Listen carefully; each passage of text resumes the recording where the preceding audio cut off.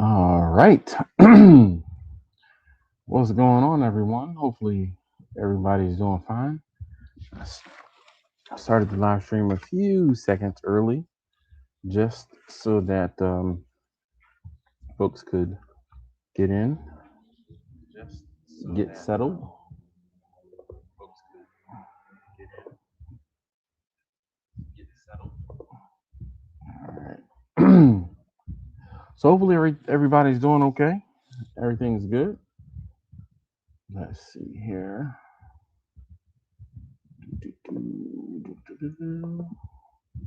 Switch account. So I can watch this from the other account and give the stream a thumbs up. Scrog, what up, man? How you doing this evening?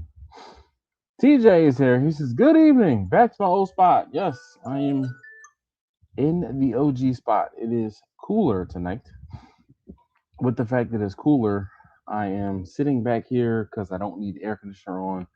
So I'm in the OG spot. OG spot. Wah, wah, wah, wah. Only problem is, I feel like my son, and now I think I saw some of his friends are here, might be trying to walk through the kitchen. So I'm going to have to kibosh that real quick. So we'll see. I'm try not to have to hit the mute, but we shall see what happens. So TJ, what's good with you, Scrog? How you doing this evening? Jimmy was like, "Wow, am I first?" Yes, Jimmy. Yes, you were. Let's see. What up, B? How you doing? What up? How you doing? I'm all right. So, what is that a baffle plate for?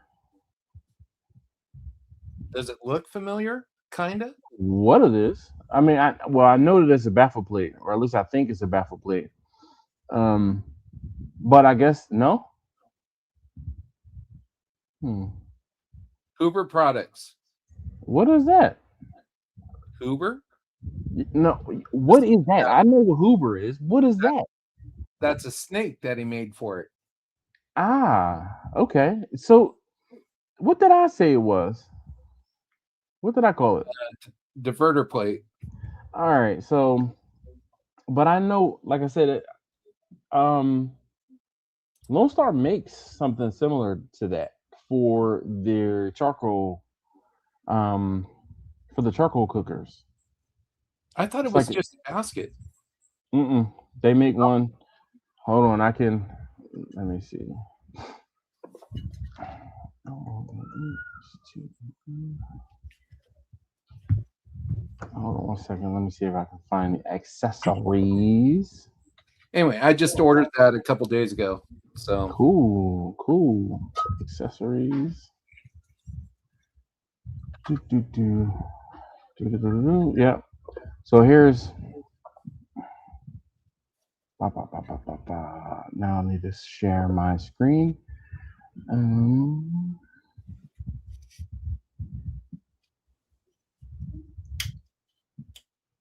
Here we go. Share screen.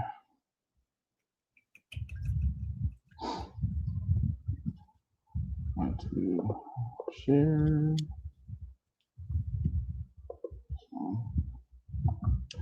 Allow. All right. So this is the basket. oh yeah, there you go. So, but I've seen it. I've seen it not only like that one. I've seen them lower as well. I'm not sure if Lone Star has a. Yeah, here it is. This is so these plates go into the existing basket, Okay. and you are using or kind of creating like the snake method or what have you from the fact that. Can you see my mouse on the screen or no? Yes. Okay, so you put the charcoal in here, and then there's an air gap, and then of course in here. So the whole thing is you will start your fire like in this corner, and then it will snake around to have. And this is in a So let's see if they show. Nope, they don't really show more pictures. Um, let's see some reviews. There's no reviews, of course. But the whole thing is you just put these teas in, and it helps to like with your charcoal as opposed to it all burning in Right. in one pile. So I used to do something similar in my um the vertical cabinet. What I would do is I had a actually look, there we go. Let's go back to the accessories page because I have where is it? Do, do, do. Hold on. What's the basket? They used to have a basket, um, but it was a charcoal basket that they used to sell. Expanded metal, right? Yep, but I don't know. Oh, here it is. Here's the fire management basket. There So, you but I have a fire basket or a charcoal basket for my insulated vertical smoker, and what I would do is put a piece of expanded on the side and put charcoal in half of the basket. So because it was only in half of the basket, the temperature wouldn't get too high, and that would allow me to kind of keep the temperatures down. But of course, the charcoal would only last like 4 to 6 hours max, depending on how much That's what they're charcoal I would saying put on in there. this, about 5 to 6 hours. Yep, yep. So and but it's very effective at keeping your temperatures down low because the whole thing is, charcoal. As soon as you get lit, it wants to take off and just run. Once you have, if you have this, your limit. It's the snake method, but in one of those, a vertical smoker. What are you going to be putting that in? Your 42? Yeah. Hmm. Like underneath everything, or like off Well, to one side? it goes on just like the Hoover basket, the regular split basket. Oh, okay, cool. So give it a shot. Yeah, definitely. Let me know how it turns out. Oh, all right. So I am, I'll say pouring up, but I am, getting ready for the live stream. So we got, this is, where's Jimmy? So he can see. This is a good 8 ounce pour. I'm not holding it level, so but there we go. All right, I'll let that sit there for a second to drip out. So how's it going, B? How's everything? Hey, living the dream. Not sure whose dream it is, but I'm living it. Here's whoever it is. Yeah, right. Dude. And yes, Scrog, that's for the LSG. Oh, you spelled it wrong. I think he did that on purpose. Let's see. Jimmy is in the studio. All right, so let's see. Strock, speaking of accessories, how many would you have to buy to make a Canic work? None. Canics work out of the box, dog. Actually, it's funny you are asking about that. I was just editing the video for the gun channel for Friday. So actually, quick question, Chris, are you waiting for Jimmy? He's got 2 streams going there. I'm good. I'm hearing somebody. It's probably I'm getting an echo. All right. So, Chris, it's funny you say that. I was actually editing the video for my Pew Pew channel for Friday. I'm installing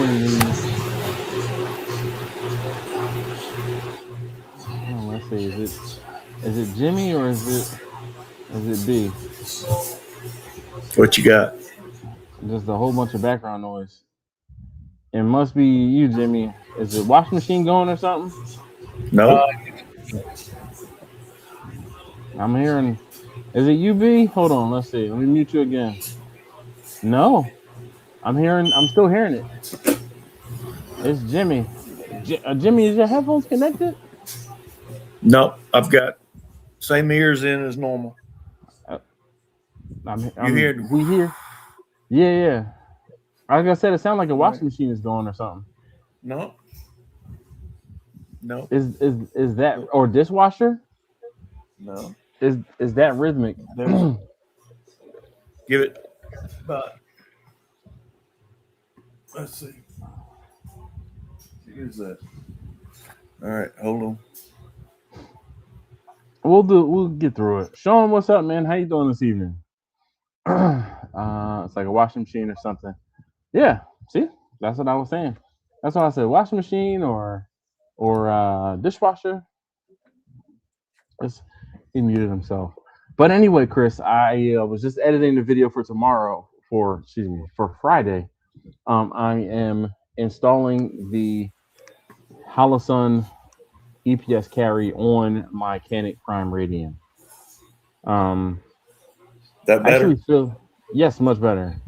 Okay. Awesome. So that was a fan. It was a fan over there. And you spelled Canik wrong.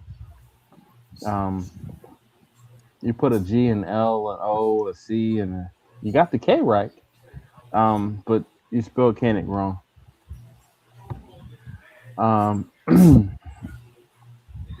Blind Man Dave, what up? What up? What up? How you doing this evening? He said, "What's up, everyone?" Yeah. What do you guys have going on this week? Anything? B? Testing out that new product there? No, I'm well. When it gets in, I probably will. I was gonna say, did he reach out to you or you reached out to him? I don't even know that was. No, I saw a video on it. So that guy from Canada. Yeah. I was gonna say it seems like Huber sent it probably directly to him. He made it. I'll say he didn't reach out to me, but yeah, he did a brisket with it. Okay. I was like, oh, what the heck? Why not?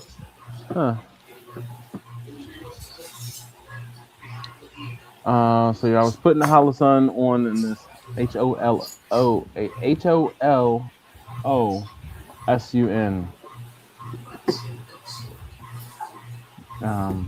Yeah. So let's see. That was about it. I won't say that's an accessory I needed, but I tend to shoot better with an optic than I do with iron. So I always opt for optics. Can you do me birthdays? Keep it down. Thank you. Birthdays.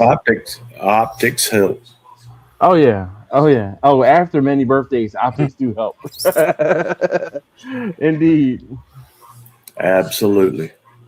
My required sidearm has optics.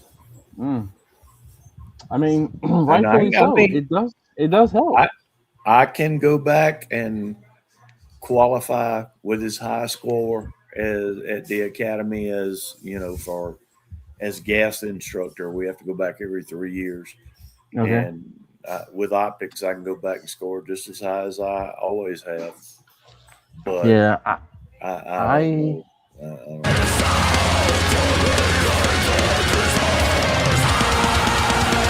Sorry. You guys got music on. No, Not me. It was so, Brian. Nope, not me. There was music playing. We can still hear it. When I mute you, I can't hear it. You got music playing. He don't even know it because his headphones were in. Cooking Monster music.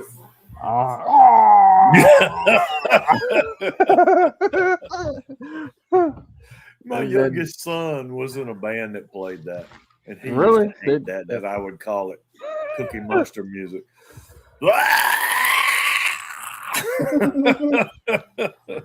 He used to hate it. But what's funny is I knew exactly what you were talking about.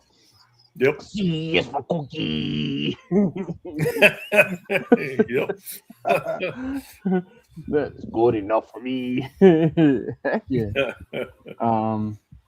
Yeah, we can. It's gone now, B. Oh, dude, that's funny. Oh, there was something I wanted to tell you guys. I'm listening. So, what is it tonight? Oh, I had 8 ounces of clear. I You had. ordered. Yeah, I poured it in my cup. So it's in the cup. So Jimmy, what's I want to say, what's funny? Oh, that's that. Oh, Paul Sutton. Yep. Yep. Can't say I've ever heard of that one. It's So 6-year-old bourbon. okay, It's a Kentucky distiller, but it's Jimmy, do you remember last week us talking about bourbon, and I was like, I'm gonna order it right now. vaguely. It seems like I was talking about Pinhook Yellow Top. Yes. Well, I found some place that was selling it, and I ordered it. So I remembered ordering it the next day when I saw my bank account, and and It's and the not. fact that That should and the not be terrible expensive. It should be. so I bought 2 bottles, and it was like $160 between the 2 bottles. I don't remember what the second bottle was, and I can't find a receipt of the transaction like in my email. So maybe I typed my email It wrong, was. or It was somewhere. If I remember correctly, it was somewhere like in Southern California. I don't. Was where that came from. Yeah, well, I I don't. haven't. I don't know. I haven't seen high nor hair of a tracking number or anything else like that saying Yeah, it's coming. it wooden cork takes at least 2 weeks, at Really? least, and that's California. That's Wow. California. I I don't screwed even up. see. I screwed up with this bourbon journey that Yeah. I've been on. I screwed up. I But invited like help. all part is, I invited don't help. even see a email with my order. Yeah, I had never heard of. Seemed like I remember seeing that, and I had never heard of where you ordered it from. I don't know. I don't know. But it's okay. Even It's okay. It'll show wow, up. look, It'll yeah. it'll come up. You'll see. Can you guys hear me okay? Yeah, sure, Yeah. fine. Yeah. Okay. Is So that weird we'll noise see. gone? Yes, let's go. If not, we'll send Brian after it. He's close. Yeah, he better. There we go. We'll send Brian after it. Steven, But- how you doing this evening, man? Wooden cork is where I've been getting that Penelope Valencia from. And I screwed up. I kept saying, "Here, taste this. Taste this. See if you tell me what you like and what you don't." Well, it's come out. Linda's favorite is Penelope Valencia, which is very hard to get, and it's not that they want 140, 150 a bottle, but what it costs to have it shipped from California to South Carolina on top of it. So it's pricey. All right. Hey, Taj, what's up, man? How you doing this evening? Taj says, are you guys switching to local butchers? I'm not. I can't afford to. No, I can't either. So, this is one of those things, Taj, and I feel like the people who are doing barbecue, one, I won't say there's 3 different types of people who are doing barbecue. Person one is the person that's just like a regular, somebody regular degular in their backyard cooking dinner for themselves, right?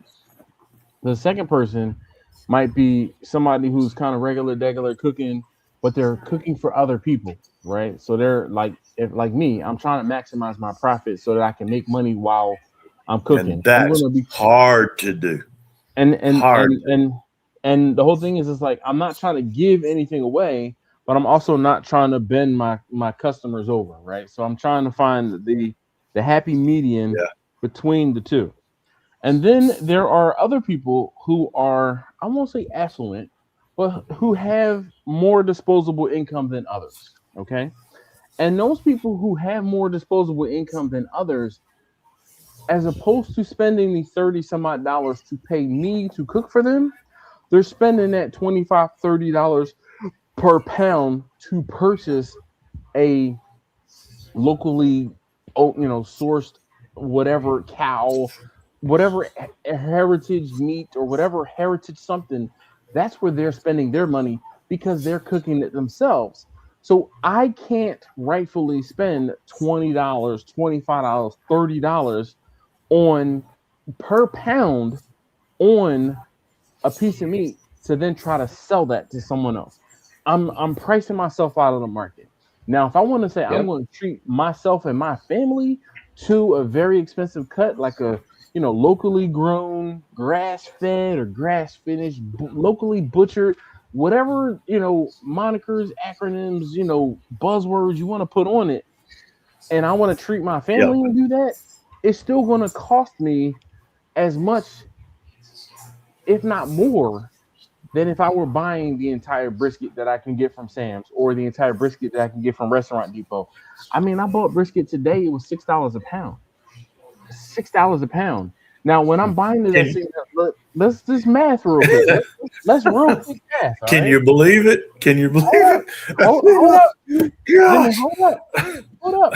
So when I'm buying a brisket and it costs me $6 a pound, just think about the fact that I'm losing half of that weight in brisket of the brisket in cooking or in fat and in cooking. Okay. So that means that $6 brisket didn't cost me $6. So excuse me, that $6 per pound brisket didn't cost me $6 per pound. It cost me $12 per pound. 9 to 12, yeah. You don't have 9 to 12 fingers. No, it's double. It's double. I'll bring my foot up, okay? Yeah, we don't need to see all of that. TMI. All right. So I'm wearing shorts. I'm wearing shorts too. But that's the whole thing. I'm losing half of that weight.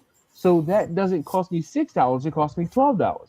And common wisdom when it comes to catering and food and everything like that, you take your food costs and you triple your food costs to get what you should be selling your food for.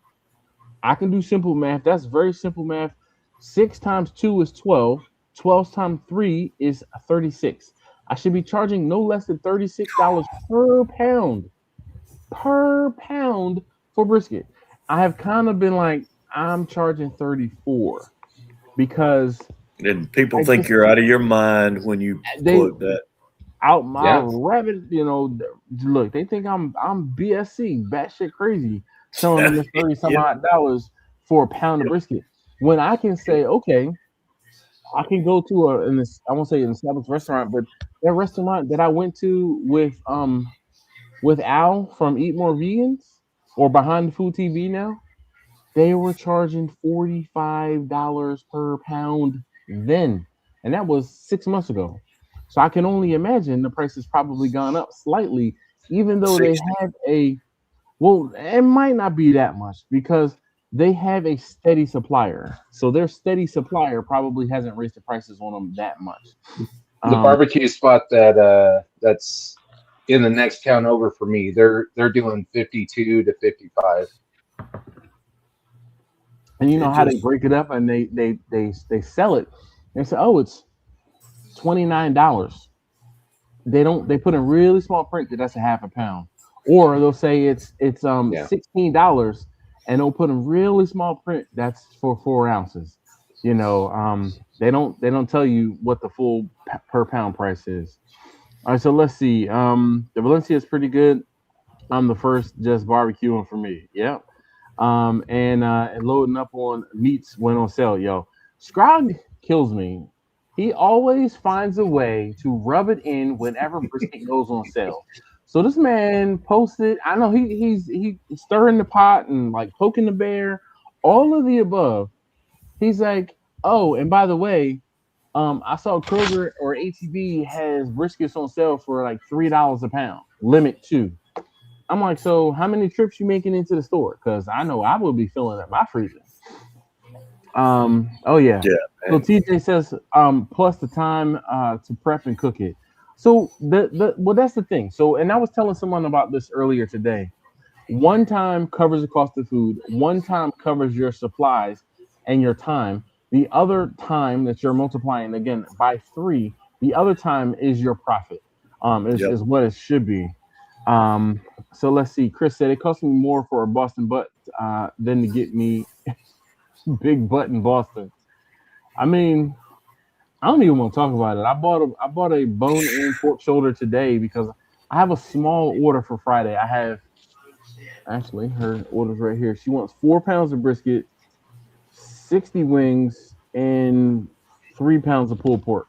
So at Sam's they have bone-in pork shoulder and they're selling them like single pork shoulder because it costs so much now. So they're less than $20 per pork shoulder because they're only selling one. Remember before they sold them in like a twin pack, or at least at Restaurant Depot they still sell them in a twin pack. But even at Restaurant Depot, I've noticed they're selling their ribs in single units now, whereas before you had to buy 3. So I was like, when I was cooking for my uncle a couple weeks ago, I was able to buy 3 racks of ribs, or did I buy 4 racks of ribs? I think about 4, 5. No, I bought 5 racks, I think. And I was able to buy 5 racks, and I didn't have to buy 6, or I didn't have to buy 3. So yeah. Sean, what up, man? How you doing? There's no chance I'm buying a brisket that expensive. I'll just eat ribs of chicken. Yes, but it's one of those things, Sean, where the heart wants what the heart wants. Let me just put it that way. And when you want some brisket or you want some beef ribs, you go and eat hella hot water. You're gonna buy some brisket or you're gonna buy some beef ribs. But I will tell you, the video that I put out yesterday of me cooking that brisket for my friend, that brisket was so fatty and good. It was crazy how good it was. If you saw in the video, like there were a couple pieces I left on the cutting board, like that I didn't put in the pan. Marveling. It was ridiculous. It was ridiculous.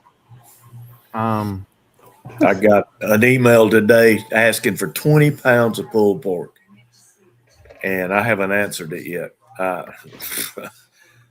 gonna have to really. Right now, it's like $22 a pound. I think is what I charged the lady. Yeah. And I was just, I'm gonna say, that was off the hip because I'm like, it hasn't gone up that much, but I got to keep with rising costs. Here on sale, I used to catch it for 99 cents a pound. Since a pound? Oh no, not anymore. It's $29, $39 a pound.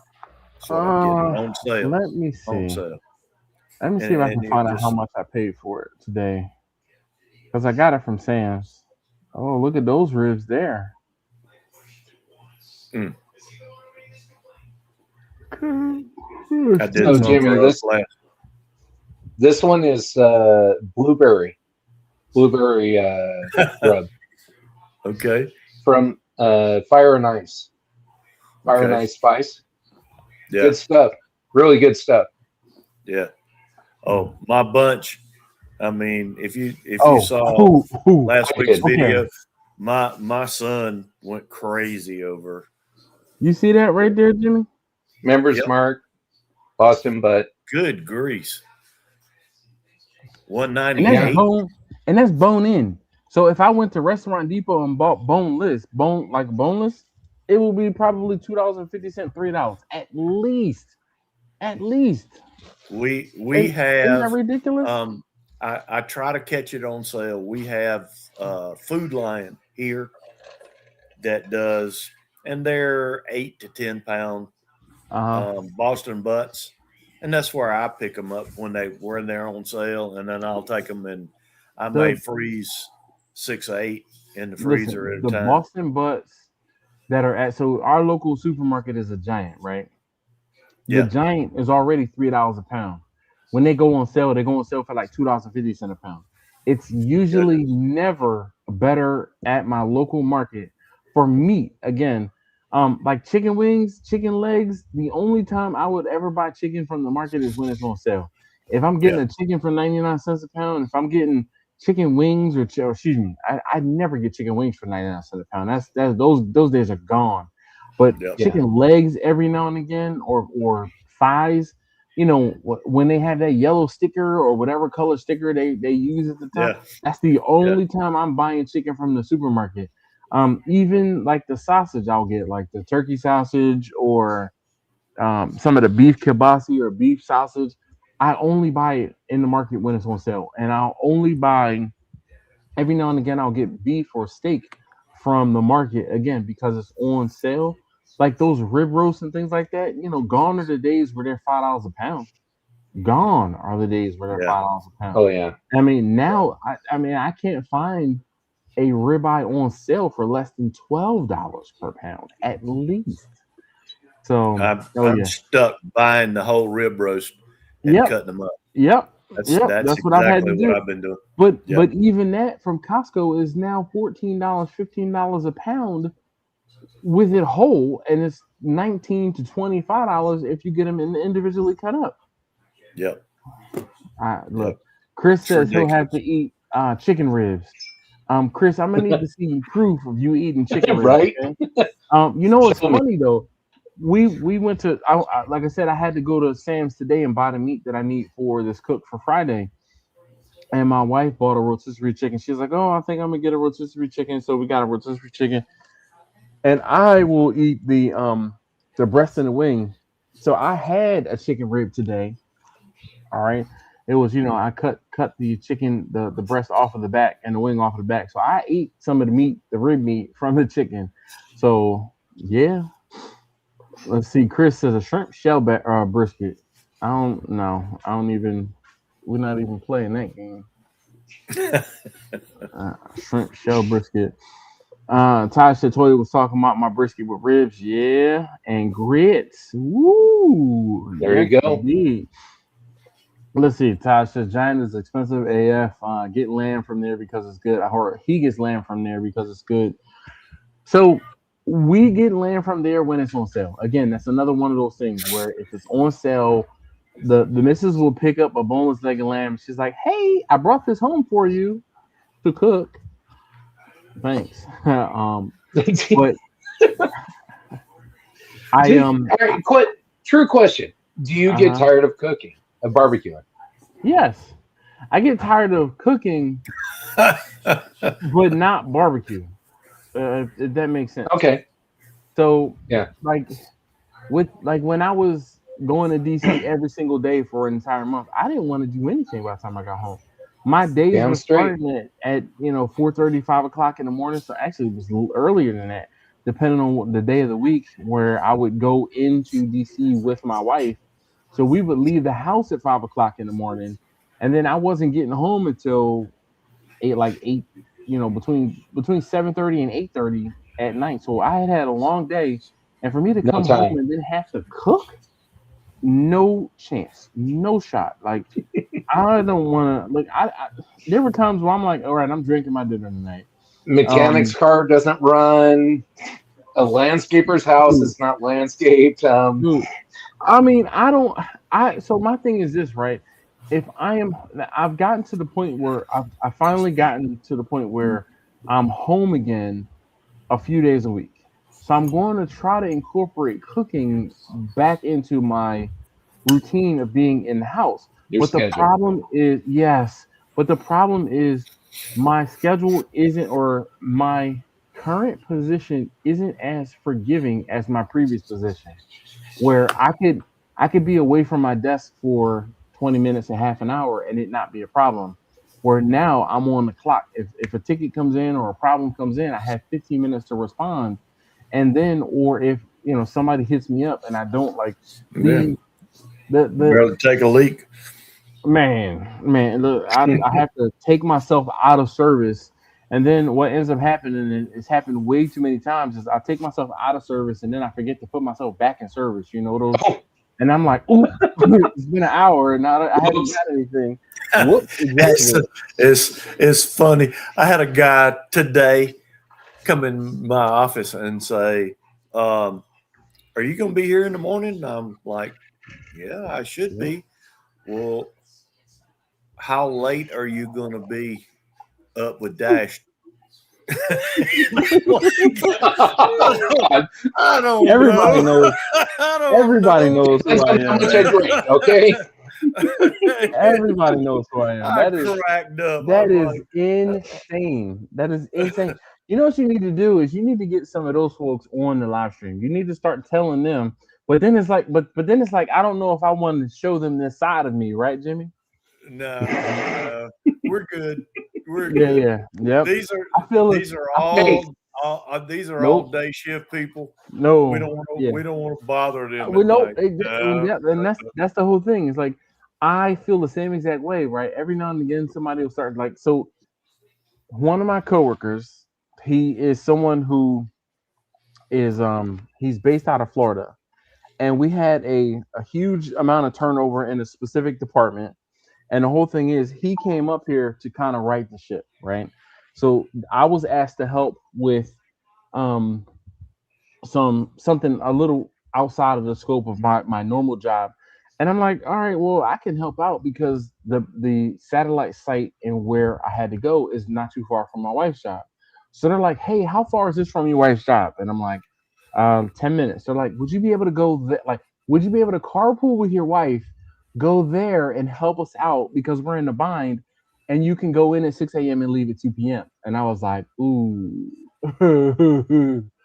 So no, but the whole not thing on is, a Thursday morning.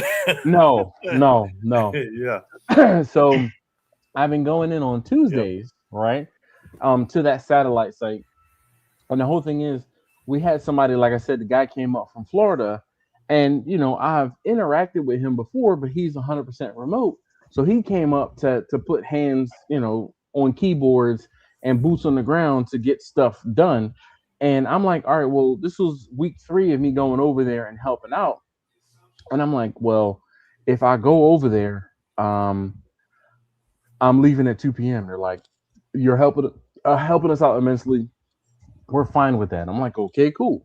So I'm getting up on Tuesdays at 4 a.m., leaving the house at 5 a.m., on site at 6 a.m., done at 2 p.m. And that's with and or without me sometimes having a lunch or like taking any sort of breaks or anything like that. I've, head down, just been grinding. So today, same thing. I'm in there. Like I think I sat down at 6:05, and that's because I had to walk from the car inside the building and then put my things down, and then I sat down and start like logged on at 6:06 a.m. maybe. And I'm just like, geez. So I get logged in and I'm like, all right, cool. And I'm getting stuff done, and my coworker didn't get there because he's, of course he's management, so they don't come in that early. So he ended up popping in. It was like 8:30, 9 o'clock. And when I talked to him yesterday, because the whole thing was usually, like I said, I only go on Tuesdays, but I went in today to try to help him out because he came in on Monday and is leaving tomorrow to go back to Florida.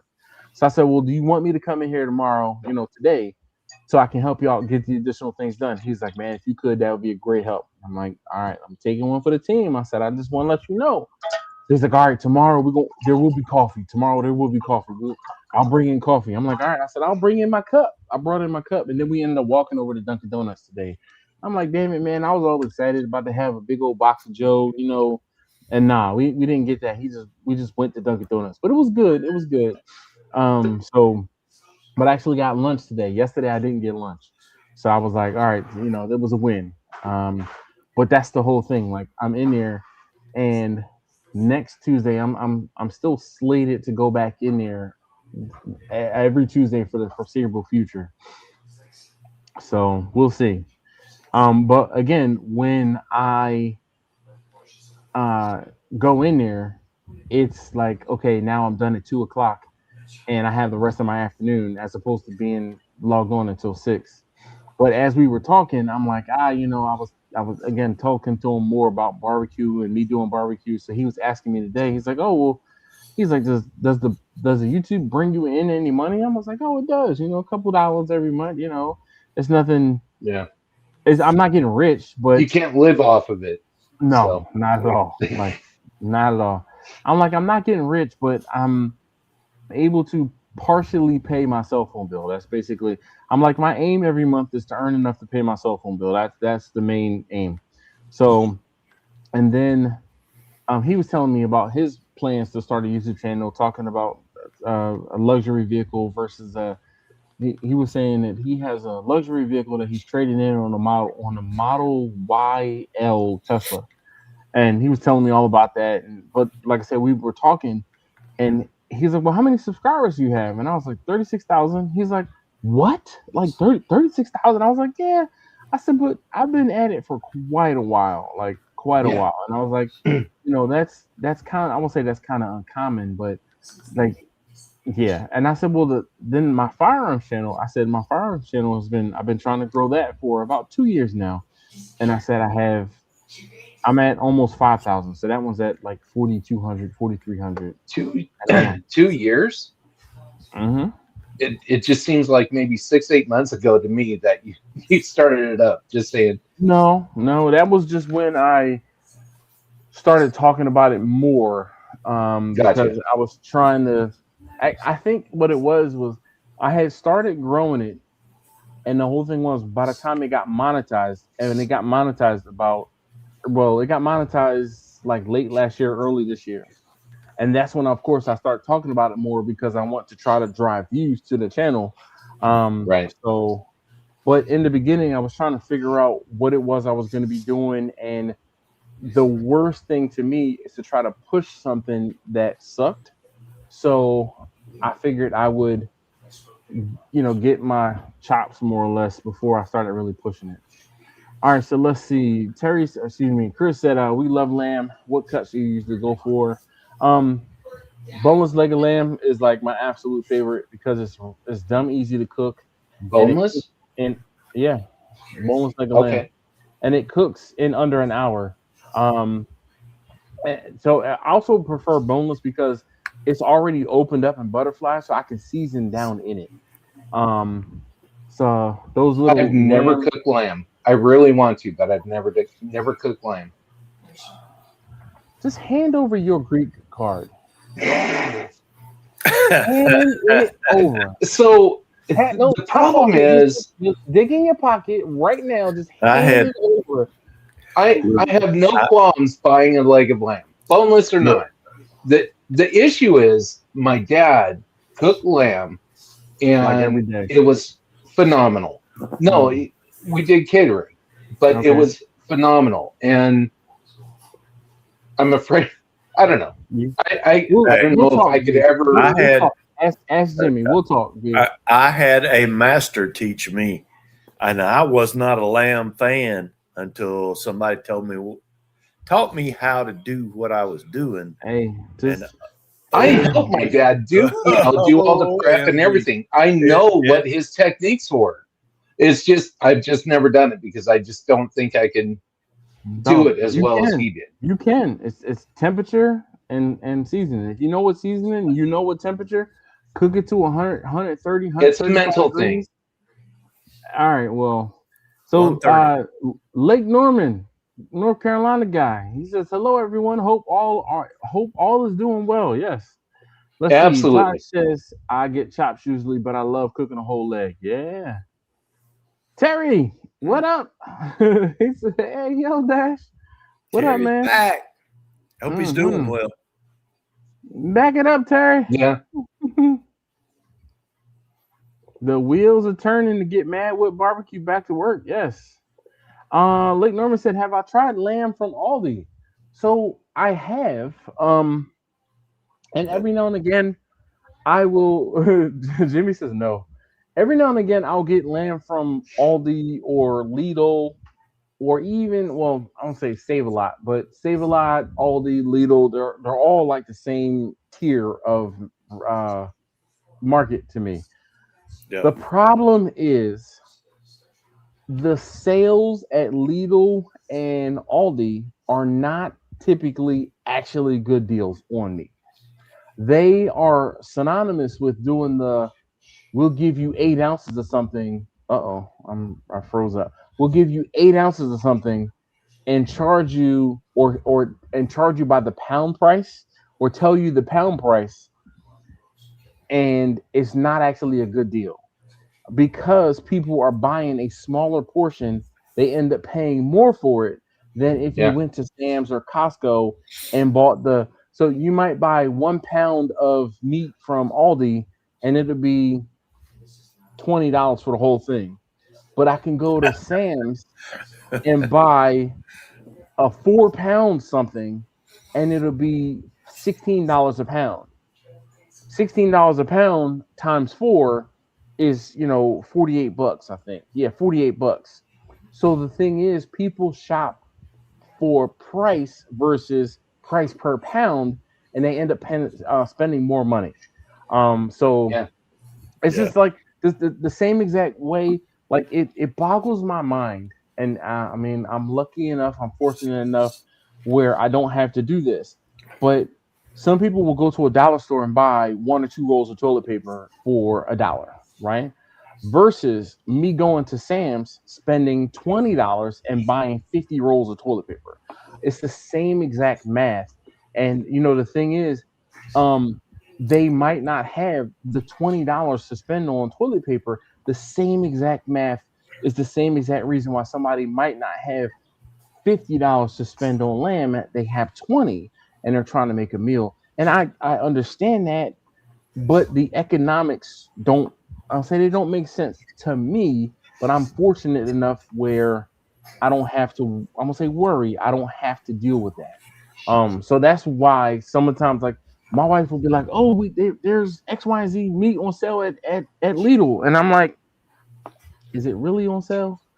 Is it really a Right. good deal?"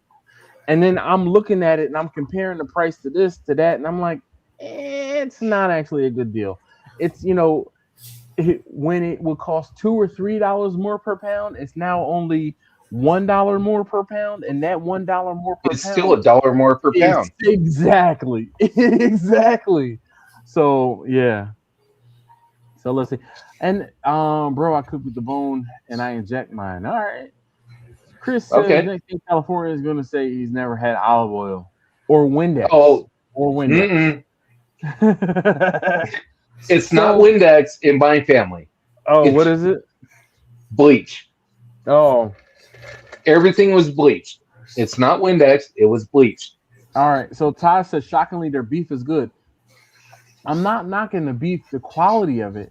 I'm knocking the price of it because, again, that whole You the got to look at option. it as a business. Yes. Well, not even looking at it as a business, because a lot of Well, times I mean, yes. I'm not looking. I'm looking at it fiscally responsibly. That's what it is. A lot of times if I'm going into Lidl, it's because I'm going in there for something else, or I'm going into Aldi. I'm going in there for something else, and then I will look the meat prices and say, well, damn, this is not actually a good deal. Like, there are certain things that I can get from Lidl and I can get from Aldi that I just can't get from the other markets. Like, I mean, I don't frequent Aldi and Lidl that much. I frequent Lidl more because it's kind of in the path of least resistance of things that I'm already doing. And every now and then I'll go in there and I'm like, oh, I'll get some almond milk for taste tester number 3. Or I'll go in there and I'll get some, they have some like butters and cheeses that are kind of like really good that I can go in there and get.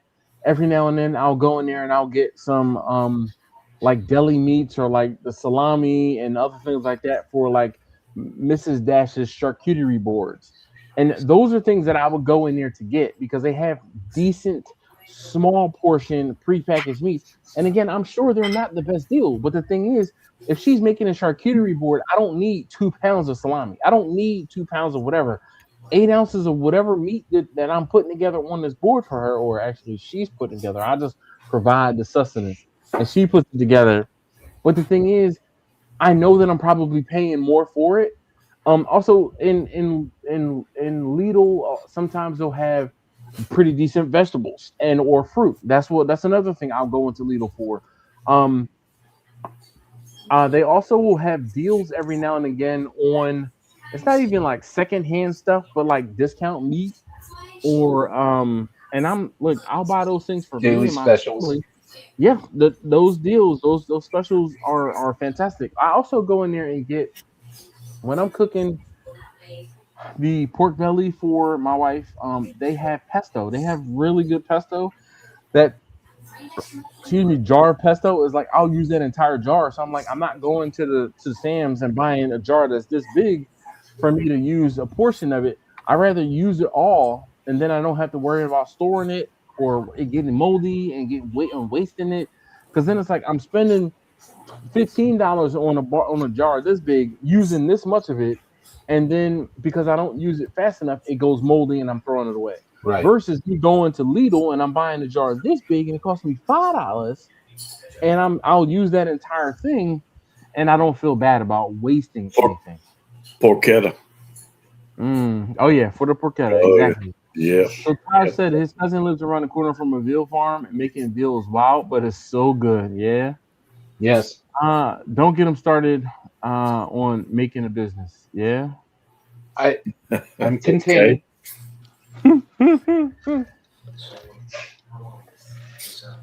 So Lake Norman Carr got North Carolina guy said, I appreciate that. I only want to buy lamb to try and see how well I like it. As I'm not a fan of gamey, tasty meats. Here's something that's it's about to be controversial. Yes, you gotta do a how-to video. All these guys that think this is gamey, absolutely gamey. Oh, but that's the thing, right? I have. If you go back out to the video and actually look, make a new one. I'm gonna do my own homework. Just make a new one. No. Yeah, no, I'm gonna show him this one. It's been long enough. Going to put a new one out. Yeah. Yeah. Look. I struggle to get 500 views a week now. Oh, I do too. Just does not like me. And it's not you, Jimmy. It's the fact that people are going away. People are away. And barbecue season is no longer a barbecue season when people are looking up specific things to cook on their grills. People are away and they're not doing it. If you titled "How to Get the Game Taste Out of Lamb," boom. But that's the thing. All you have to do is season it. That's it. People aren't seasoning their meat. And people don't know how to do it. Your season changed my entire opinion about lamb. And it's not my seasoning. It's just a combination of seasons that I use. It's what you do. It's what you do, though. So, because you and I sat down on the phone and you told me and I told you exactly. Order this, put this on it, do this, this temperature, and I know, and I know. I cooked it and went, wow, that's it, right? Yeah. That's it. Yep. So, but all right. So here's the thing, right? So Taj says, you got to clean it and season it right. 100% agree. Now I posted a video. Okay, this is a clip where I talked about. So Norman says, do it on your new LSG. Yeah, I did. Yeah. I did. And here's the thing. Normally, I don't tell you what I'm seasoning stuff with. Normally, I don't.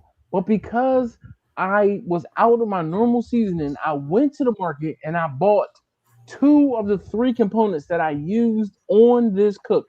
And I tell you exactly what I did. I show you exactly how I season it.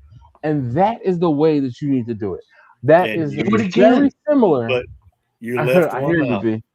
You left. No, I didn't leave one out. The whole thing was I was just about to say it was very similar to how I cook for my customers. This was not a customer cook. This was for my family. And the reason why I'm showing you this is because it was for my family versus a customer cook. TJ is funny. Dash, I missed that video. Can you do it again? Thanks. Sure. Hold on. Let me show you. Let me do it again. Bam! There's the video.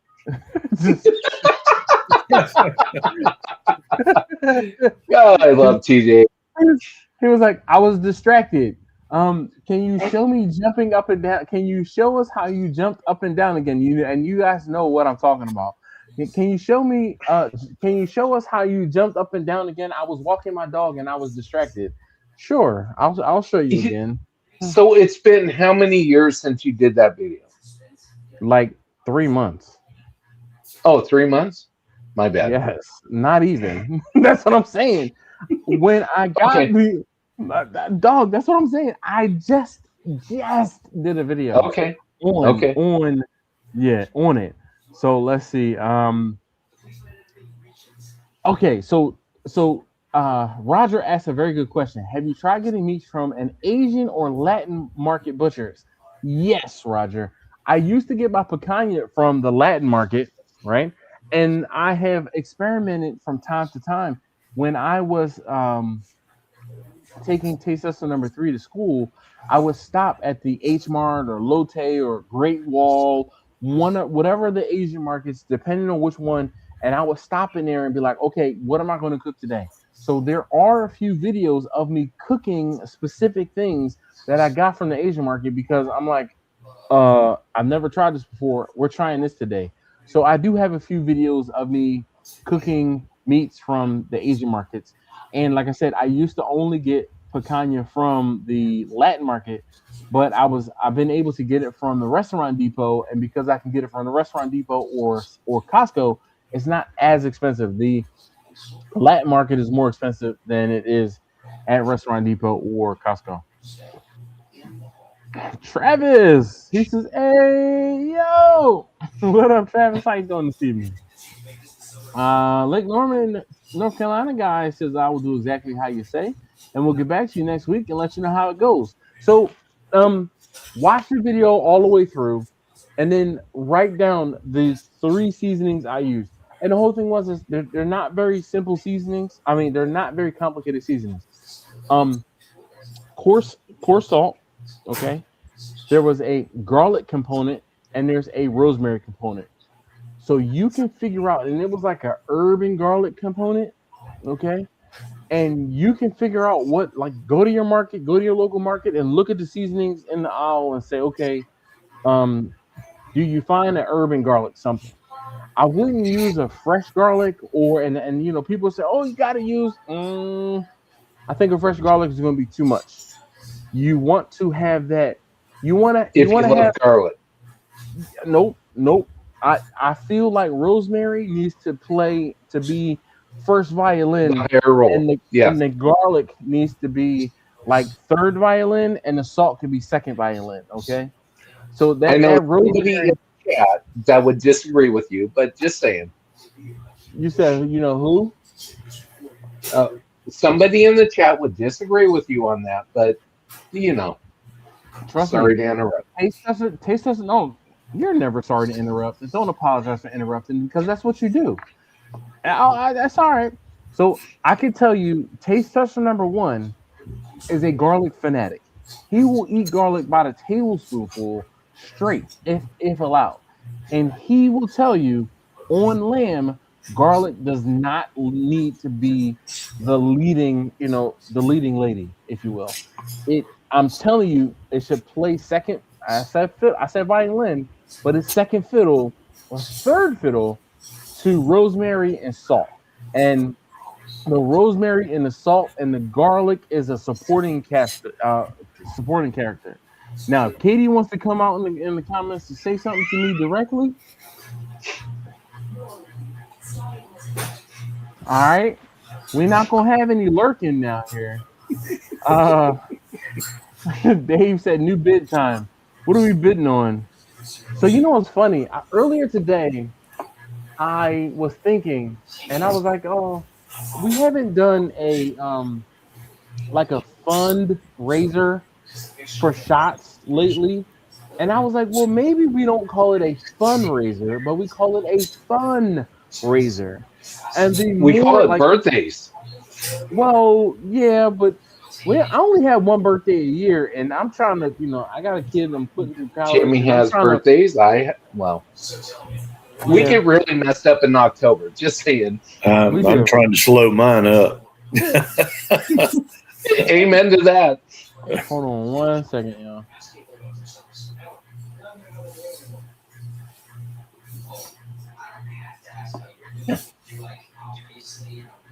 I really enjoyed your rib cook, Jimmy. Just saying, that was fantastic. Which one? With the jelly? Mm-hmm. Indeed. With the jelly? The wings. Yes. I'm Wings. sorry, I said ribs. Yeah. Wings. My bad. It was wings. It was wings. That was fantastic. The jalapeno blackberry wings. That was good. Oh my God. Man, I so want to try that. Those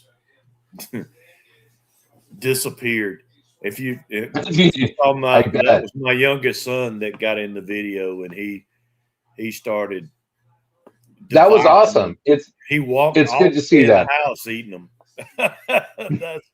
that's these ribs right here are that blueberry habanero. Fantastic. Yeah. Oh my gosh. Blackberry habanero. Yep, and these are blueberry. It just the ones I did. No, these in the picture behind me. Oh, okay, yeah, and that was the other choice, and I went. Actually, blackberry jam was what I had, so I used it, and then used the box to shave the jalapenos off. Right. Didn't get the seeds in them. I do that because my wife is super sensitive to too much spice, and I get a little bit in there when happy wife. You got to do it. You just got to do it sometimes. Too much pepper in it. Oh yeah. The 16 mesh black pepper. Oh no. I really have to get some pepper. Where do you get yours at? That came from Dash's Live. The 16 mesh I use came from Alton. Yep. That's Dogfather's. That's Dogfather's. Yeah. It's not his, but it's the company that does it in his area. And he does not use anything but that. Nope. And I said, okay, I'm gonna try it. Dash, when you get a chance, send me the link, please. I would definitely. I'm just trying to think of what the name of the thing is, because I'll send you a picture of it, B. There, you have my number? I think I do. Hold on one second. Say I do. If I don't, Dash, if you don't mind, send in my number. Yeah. Okay. It's here it is. Fiesta brand. That's the brand. Yep. Fiesta brand. Yeah. Right. Yep. So I knew if I looked for the label, so all I did was just do a search for 16 mesh black pepper. And it's gonna come up quick. Yeah. Oh yeah. It's pretty popular. I want to say everybody has it, but Fiesta is the brand, and it's 16 mesh black pepper. I won't say you can't miss. Yeah, and I can find it on Amazon. You won't do better. It's I love it. Here it is. I won't say my black pepper. It surprisingly brings the heat sometimes. Oh yeah. And, oh yeah, it does. Hold on one second, B. I got a link for you. So here we go. Boom. Well, I'm looking at their website. So that's an Amazon link. So okay. Sometimes it's easier. I know I have way too many things connected to Amazon. Makes and it boom. too easy. Man, it does. You got affiliate link? Yes, sir. Always. Is that what this is? Yes, sir. Always affiliate. You got done deal. Wait. Like who are we talking to? Man, listen. I only it didn't pull link. That link that you got didn't pull it up. What? Hold up. I copy pasted your link and it just went to Amazon.com. Hold on one second. Let me get link. Oh, you get the whole link. Yeah, I'll buy it right now. Just saying. All right, so let me go to. Oh, it's the same. Oh, all right, there we go. Try that one out. Let me go to the video. And Okay, check that. got it. All right. All right. Perfect. So now you might Add be to able to cart. find that one is an 8-ounce jar. I know. I'll get All a right. couple. Okay. Well, damn, thanks. Well, All right, so let's know. see. The Man Kitchen Pepper Cannon is the greatest pepper mill I've ever used. Pricey but well worth it, as fresh ground black pepper tastes so much better than pre-ground stuff. So I agree to an extent. This 16 mesh pepper holds that pepper flavor in it way longer than it should, and it definitely tastes crazy. Tosh says we just got this local sausage from a lady that grows her own jalapenos. I'm gonna make a nice tortellini soup this weekend with it. That's what's up. Scrog says I like to grind my own pepper. Yes, inaugural Scrog, inaugural. And that was in response to this message by Chris. And let me just tell you, Chris is a professional troll / button pusher / commenter. Anything else you can throw in the column? Sugarcoat it. Come on. Sugar. No. Cheers, bud. Cheers. He is tier 1 asshole, okay, and I love him for it. He's here for I thought TJ hold that. Oh, challenge accepted. Chris is no. Chris has definitely got more tier 1 asshole in him than TJ does. I think the reason Chris has more tier 1 asshole in him is because he's been around longer. So he has more ammunition. What's the common denominator there? Us? Here? No. Oh, yes. Yes. See? Yes. See? There you go. See? Yep. Taste the soup. Is it too salty? Taste the soup. Is it too Before hot? my time. Just saying. Coming to America. That is the movie I'm quoting. The movie I'm quoting is Coming to America. Yep. It's been decades since I've seen that movie. Just so you know. Yes. It's been a while for me too, but I know the whole thing is he's like, oh, is it too salty? He's like, taste the soup. Is it too hot? Taste the soup. And he's like, oh, wait, where's the spoon? Aha! Yeah.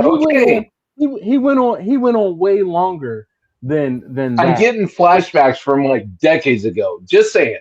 Oh hell yeah! The old Jewish man standing at the corner or sitting doing whatever, or probably somebody Greek in your position. Yeah,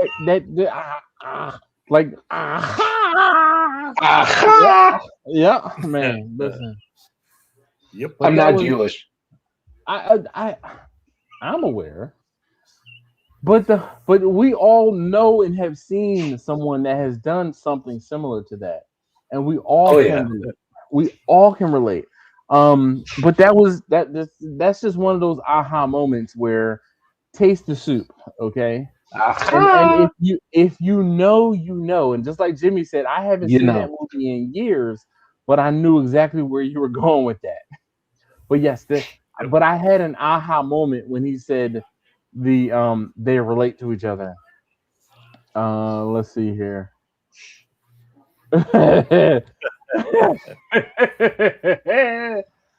For the record, Chris, I'm not. I'm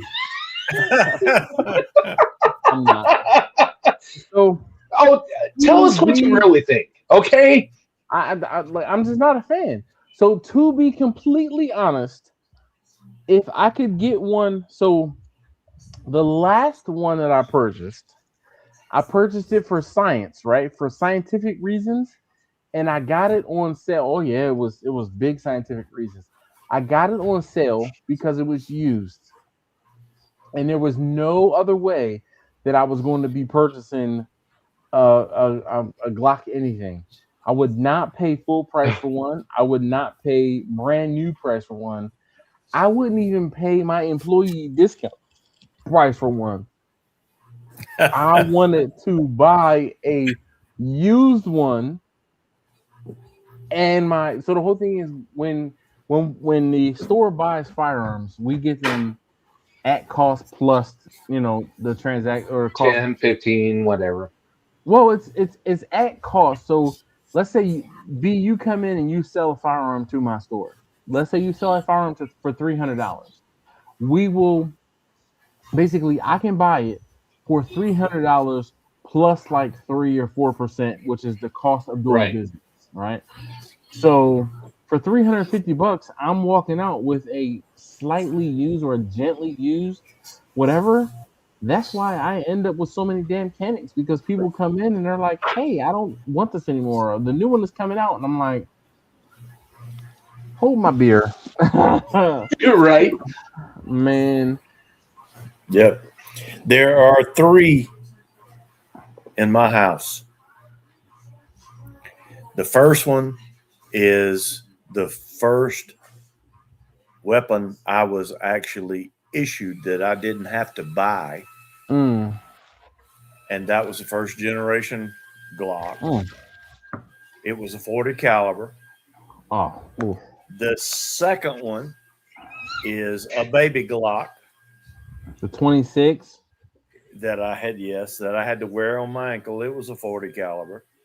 Oh, so it's not a 26. That was like a 24 or 25 or something like that. Something like that.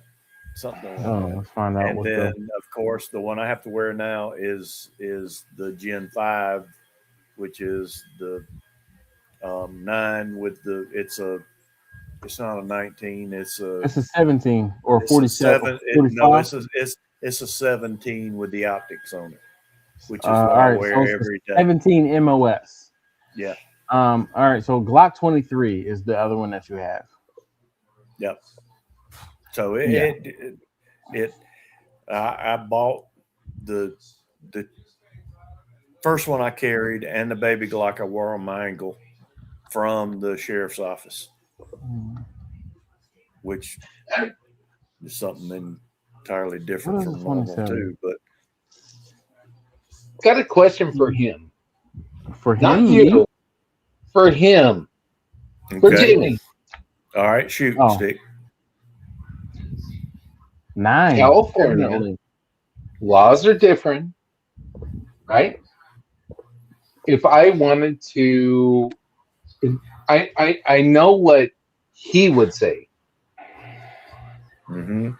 pertaining to first round of firearms to purchase. What would you suggest?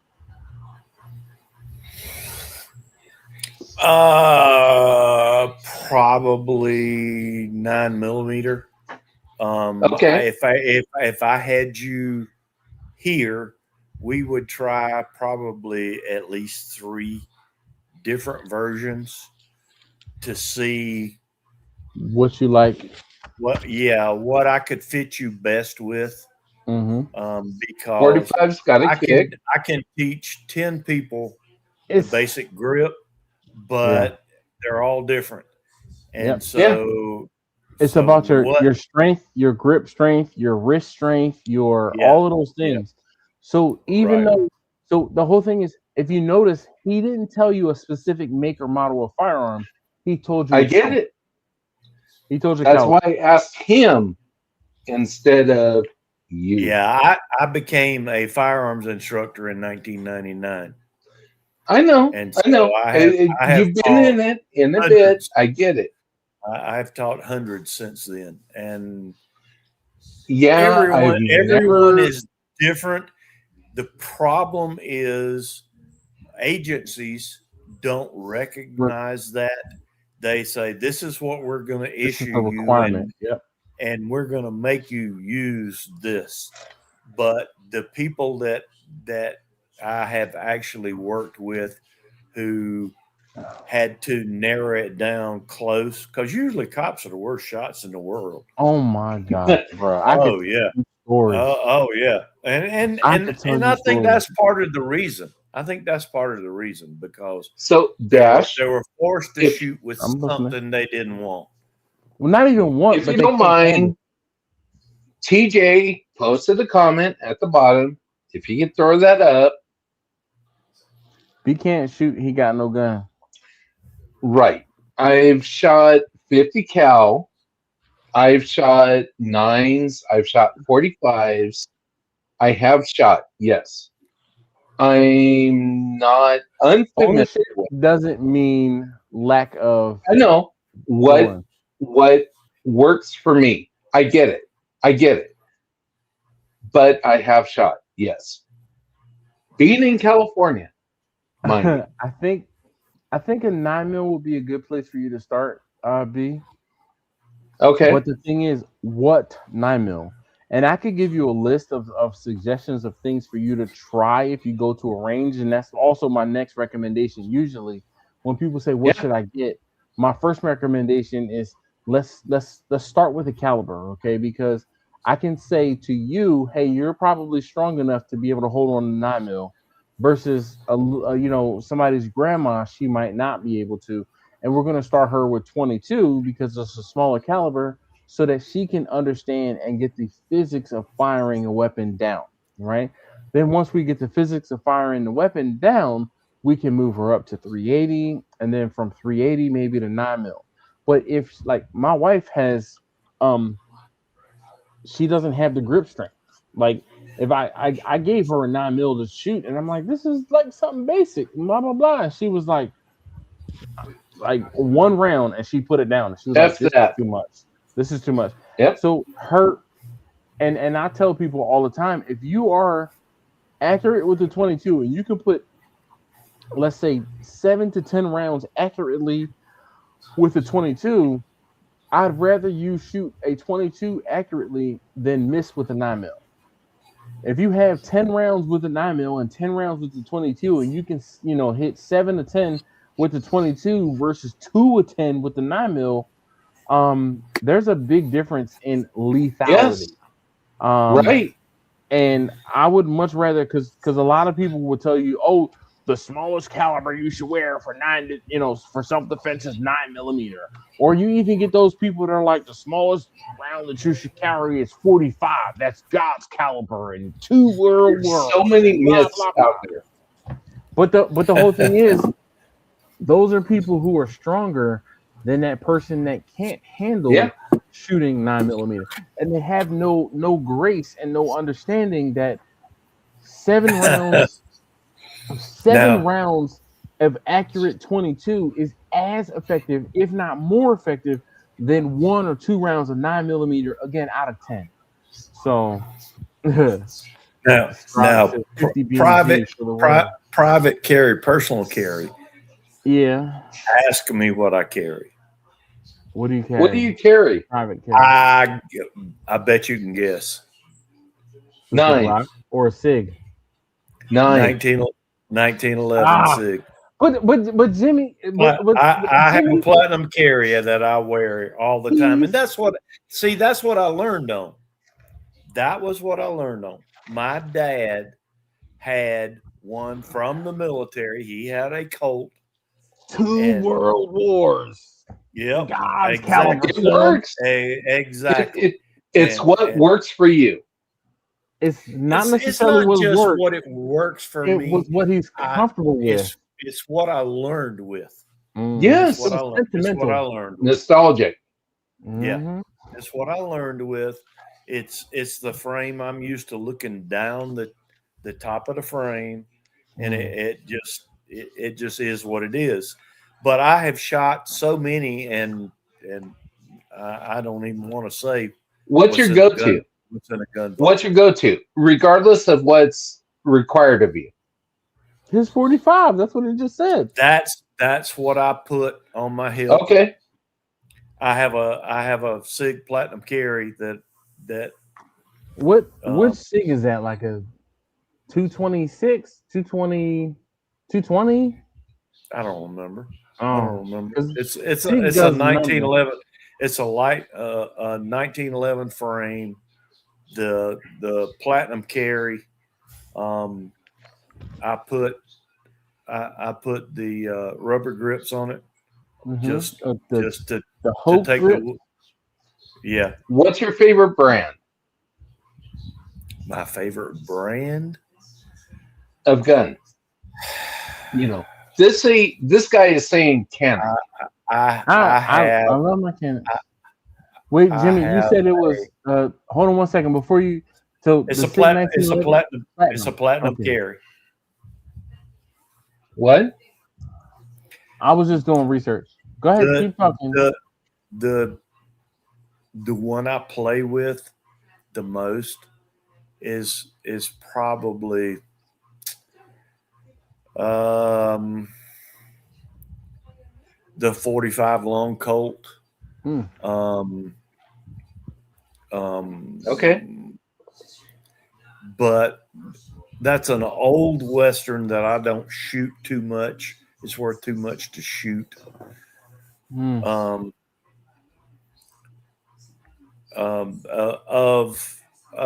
the ones I play with, the 70 series Colts, okay, the Combat Commander, I play with a good bit. I cut my teeth. I cut my teeth at work on a Smith & Wesson Highway Patrolman that was a 357. I shoot it some. Yeah. It's a revolver, yes. It's a wheel gun. And it I mean, you go from here to here every time. I mean, it's a handful. Jimmy, is your platinum carry, is it chrome and black, or is it chrome and black, or just no? Does that make a difference? It's the other one. Okay. It doesn't make a difference. I was just trying to look and see exactly. I won't say exactly, but see which one it was. Yeah, and I've had it for 15 years, so it's an older model too. So I do not own the 1911. That's on the list, so that I can be familiar with that platform. But I find that I don't need to. Well, I don't need to get one. And with a 1911, I'm sure I'm the same way with that platform that you are with the Canic. As far as I know it, blindfold me, and I can strip it, clean it, put it back together, and never lay an eye on it. So it just Taj says, I want a 2011 Staccato. I'm going to tell you, Taj, you don't want a Staccato. You want something similar to a Staccato, but Masterpiece Arms over Staccato any day. You're going to save 20 to 30% in the price, and you're going to get a smoother, better firearm. Masterpiece Arms. I went through the period of time where I had to buy this gun, that gun, this gun, that gun. You get into that, and you have to have it. I have, and there's no question about it. I have one gun left that is not in my vault that I want to put in there. You will never guess what it is. What caliber? That'll give it away if I tell you. Come on. All right, so it's got to be lever action. Nope. No. All right, so it's not the Desert Eagle then? Nope. Desert Eagle is one of the few guns. I had a 50 caliber Desert Eagle, and I actually sold it because somebody wanted it worse than I did. All right, so 500 Smith & Wesson. Nope. No? A judge. A judge. Well, a judge. We talked about this before. Yeah, and a judge. It's a big caliber revolver. That's what that was what I was going to. But that judge it's a 410 and a 45. Dog, let me tell you. All right, so I want to say you'll appreciate this. So there are two guys that come into the range, and one of them, his middle name is the same as my first government name, and the other guy's name is Aiden. these two come into the range, and they seem to scour the pawn shops locally. And Yep. when they go to the pawn shops, they make creations. The creation that they had on this past Sunday was a 20 gauge sawed off shotgun. And I said, why? And they're like, tax stamps are free. Why not? And I'm like, I can't argue with that. And then the next question was, do you want to shoot it? And I'm like, no, but yes. No? Oh. Yeah. I was going to say, why the F not? Okay, so I tell people all the time, if someone offers you to shoot something at the range, you never tell them no unless you shot it a lot. I get offered to shoot some of the strangest, most eclectic firearms on this planet. Yep. And I will always say yes, unless it's something I have shot multiple times before. So this past Sunday, I got to shoot I don't even think it was 20 gauge. I think it was like, it may have been, it was either 410 or 20 gauge. It might have been 410. They had a like 410, 3-inch 410 shell. Jimmy, Yep. the entirety of the gun was this long. Yep. The barrel, the action, and the grip. So it was this long in its entirety. And I'm like, oh my God, why am I about to do this? And they're like, right? It gave me as big of a fireball and boom as a short barrel AR. Yeah. It was ridiculous. Ridiculous. And I'm like, I was holding on to it and I'm like, this is going to suck. It sucked as much as shooting a 500 Smith & Wesson. Okay? And I've shot 500 Smith & Wessons with bear loads. 800 grain bear loads. Yep. And it sucked as much as shooting that little 410 if you can keep it off your forehead, you're doing good. Yep. Okay. And it was like, dude. I'm listening, Jim. I'm listening, B. Okay. Got a question for you, and I got a question for you. It's going to be the same question. Oh, we can talk And about hear from Ashton. He says, I'm Iranian, so I'll recuse myself from this conversation. No.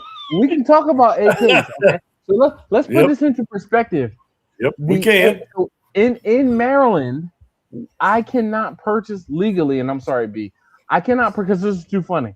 I cannot purchase a AK rifle. In Maryland, if I want to purchase an AK or purchase the AK rounds are 7.62 by 39 millimeters. So 7.62 millimeters by 39 millimeters. Okay. Yep. So if I want to purchase a firearm that shoots the 7.62 by 39 projectile, it has to be an AK pistol, which limits me to a pistol called a Draco. There is a mini Draco and there's a micro Draco. One is like a 5 or 6 inch barrel and one is like a 7 or 8 inch barrel. The whole thing is a AK round is meant to be shot out of a rifle, and that rifle projectile is supposed to be going like 500 rounds. So it's got a bunch of punch behind it, a bunch of kick behind it. And when you have a very short barrel, the fireball that comes out of the AK pistol is ridiculous. That's the same exact thing that happened with that little teeny 410 shotgun that was only this big. Again, a shotgun is meant to be 16 inches at least. This thing was like 6. So the amount of unburnt powder and fireball that came out of it was ridiculous. The same holds true for the AK round out of a pistol because it's not 16 inches. So I'm sorry, B. Go on. Okay. So I want to hear from him first, and then you. Okay. On this question, what would being in California? I know it's a thing, but what would you recommend for a first-time shoot for somebody that hasn't shot in, I'd say, 35 plus years? Okay. First question. What is the end of the road? Where do you want to end up with a weapon? The intention, yeah. What is it for? The personal protection. Home protection or on body protection? Yes. California getting the concealed carry is not a thing for the most part. It's not impossible. It would be a thing. As a business owner?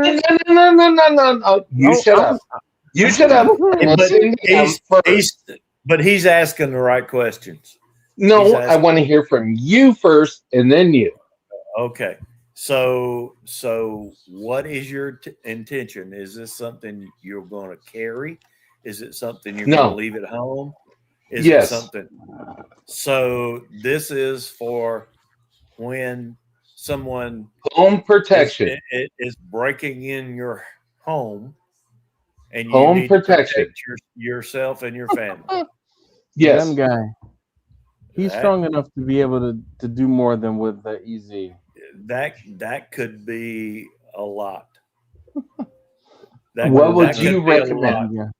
Well, again, that's bear in mind more depend on you than it would be on what I would recommend. Yep. Right. So what are some of the options you would recommend? I would first take you to a range, and I would find out how comfortable you are shooting handguns. And TJ, you could shut the F up. Just saying. If you were not, if it was going to be something that would take a lot of training with you, we might even move over to like something like maybe a 12 gauge shockwave going to there. It would just depend, B. It would depend on you. Like I said, what I would do if you were to come all the way to South Carolina and I were to take you to my range, I would lay out a lot of things on my tailgate of my truck, and I would say, "All right, and see what's comfortable." I get it. Let's try this, and let's see what you're comfortable with. And I would go through the basics with you with sight alignment, sight picture, and all of that, grip, and go through that with a handgun and see how quickly you pick that up. And if not, if we were talking about you leaving South Carolina with something to protect you and your family with, it would depend on how you did with it. And then we would move. I would go from something as simple as a 500A Mossberg. If it didn't work, that's just a 12 gauge pump. It could be anything. It would all depend on you, what you were comfortable with. So I'm gonna say address comment here. So that gun guy again, he said Smith & Wesson EZ. So I'm gonna say the majority of the times I'll recommend the Smith & Wesson EZ for a first time shooter is if they are physically, I won't say impossible, but if they have dexterity issues or if they're not strong enough to actually rack the slide on a semi-auto or most semi-auto pistols. I actually recommended the Smith & Wesson EZ today. A coworker was telling me that his wife has rheumatoid arthritis, and I said, because he said, I want to get her a revolver, and I said that's not the good thing to do, because a revolver is going to have a heavier trigger pull. Yeah. And I'm like, you're looking at a 10 to 12 pound trigger pull versus a 5 to 8 pound trigger pull on a striker fire pistol. I said, he said, but she can't rack the slide. And I said, well, what you need to do is look into the Smith & Wesson EZ, and you can go from there. So just like Jimmy said, your question is only going to warrant more questions, right? I know, but that's what most people are looking at. Yeah, true. But the thing is, the problem that most people who are going to get this answer or response from somebody is they're like, so let's say I'm not picking on Jimmy, right? But let's say Jimmy says, oh, you have to get this, okay? Because that's what the response is going to be from most people. I'm going to tell you that I want you to come to the range and try a bunch of different things. Jimmy just told you, I want you to come to the range, come with me to my range, and we're going to try a bunch of different things. I saw you nodding your head. Yes. For you to see what it is that you like and are comfortable with. Because my recommendation is completely different from you actually doing it. And that's why when we're at the range, when I'm at my range, and people come in and they're like, oh, what should I be looking at? And we're like, you should be looking at the rental counter. Okay. You should be looking at the rental counter. And the whole thing is, you don't have to put 50 rounds per pistol or 50 rounds through each pistol. 5 to 10 rounds is enough to say, I like this or I don't like this. And it won't take very long. And the whole thing is, if I say, okay, these popular firearms, and sometimes they're popular for a reason. And just like Jimmy said, oh, my grandfather gave me this thing, and then my father passed along this thing, so that's why I like this particular SIG. Or, oh, I like this particular Walther because I'm of German descent, or whatever the case may be. There's so many different reasons as to why people like the firearms they like, right?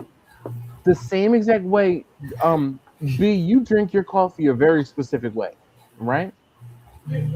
Kinda. The same holds true for firearms, okay? No, I get it. Same thing with barbecue. There's so many different ways, so many different types. I get it. There's almost always a anecdotal story that goes behind why someone does something.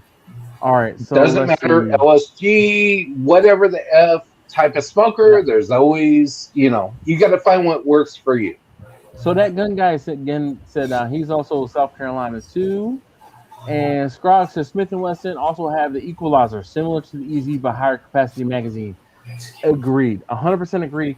The Smith & Wesson equalizer has a very easy slide to manipulate, and it has a higher capacity than the EZ. Gun guy again. Awesome. I'm in Columbia area. Where are you? Greenville. All right. He's south of Greenville, in between Greenville and. Yeah, what you gonna say now? Between Greenville and what? Between Greenville and Columbia? No. Between Greenville and I just can't think of the other city. Listen, Newberry. All right. Between Greenville and Newberry. All right, definitely a hand strength issue. Pew Scrog says yes. The Smith & Wesson EZ. Angela's here. What? Oh, Angela, I forgot to tell you that I saw Bumpy at the Eagles-Ravens game last week. When we were walking back from the tent to pick up Mrs. Dash's bag, we're walking back and I hear Dash. I'm like, yo, Bumpy, what's up, man? He was like, man, I was gonna hit you up and see whether you gonna be here for this. So he was there with his son and his wife. I had never met his wife before. I met his son before, but I never met his wife before. But he was telling me, oh man, he's like, we about to get on the the light rail and go back up to Hunt Valley and then take that up to Pennsylvania. I was like, and I totally forgot to tell you that I saw Bumpy. So TJ says there's no perfect firearm. It's personal preference. Each person has different needs. You have to match the needs to the person. 100% agree. And I will probably tell you that first firearm is going to be your least favorite firearm in the long run, most possible. Can I make a comment? All right. After shooting the 50 cal and the 9 and the 357, I'd say the 9 mil was probably my favorite out of the 3 because it had less kick. Just saying. One more time. So say that one more time. B. 35 years ago, I fired the Desert Eagle, a 9mm, and a 357. Okay, those 3. Obviously, I preferred the 9mm because it had less kick. Yes. Yes. 50 cal kicked my ass. Yeah. Yeah. 357's a pretty. Yeah, it's not it's got a kick to it. Most, it's not tame. Most have a lot of barrel rise. Yep. Nowadays, for most 357s are also full metal, and they'll help with that. Yep. Right. 35 years ago. Plus, okay, I mean, yeah, it's been a bit. And I don't go shooting at all. Last time I shot a gun, 35 years ago. Just saying. If I that feel like is we are going to get B to go to the range sooner than later. Right? I have a feeling somebody in the chat has probably got go shoot.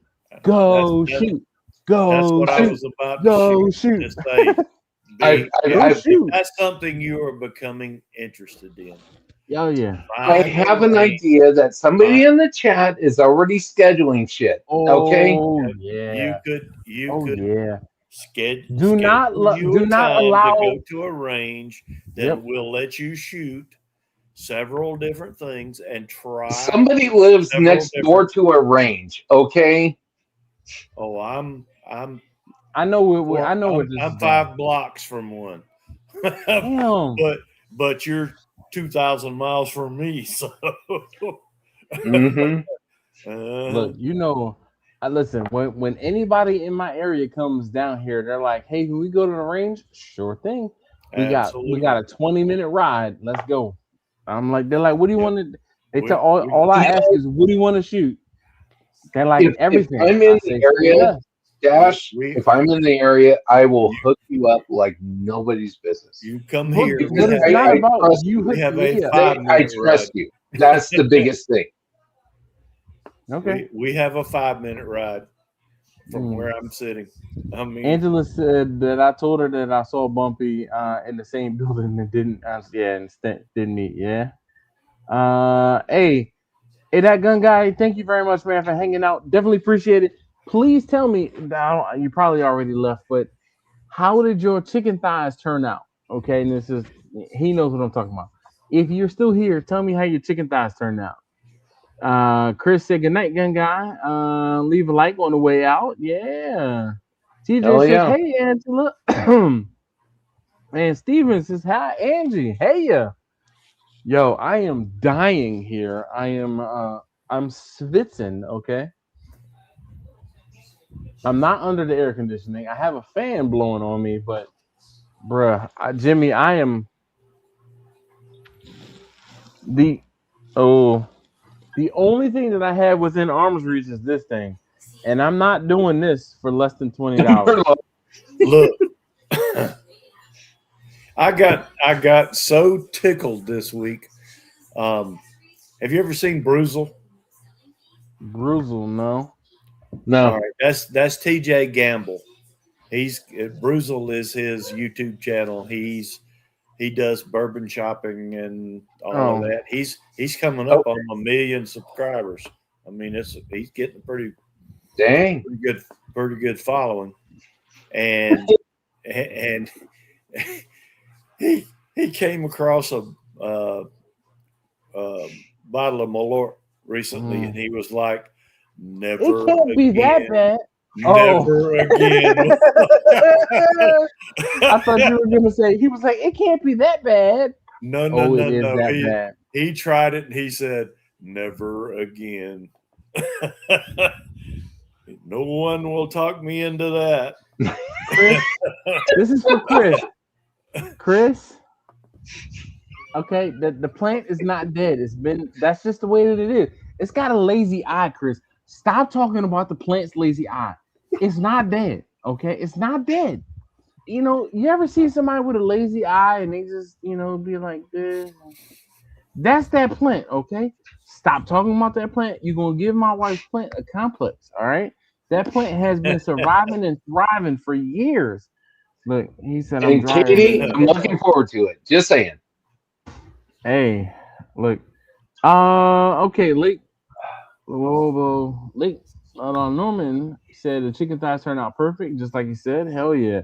So the thing is, I was talking to that gun guy again on another live stream about chicken thighs, and we were talking about cooking chicken and how to cook really good chicken. And so he was on that stream, and I made a suggestion. So I'm like, yo, try the chicken thighs, do that. TJ said that's why I moved to this older spot. You wouldn't talk smack about the dead plant. No, I didn't. Okay, I moved to the old spot because I was here editing the video, and I almost listen. Let me just tell you, I was 30 seconds away from picking up my laptop and the charging cord and going into the garage. So I had beer in the garage from the event that my uncle was here. But I also wanted to smoke a cigar. I wanted to smoke a cigar, and I was like, if I go to the garage, I can smoke a cigar, but I can't. Like, the windows and fans are open around the house, so I can't smoke a cigar because it'll go into the bedroom. So I was like, oh, I'll go out to the garage and smoke a cigar. But I'm like, at this point, no. I do not sound guilty. I am not guilty.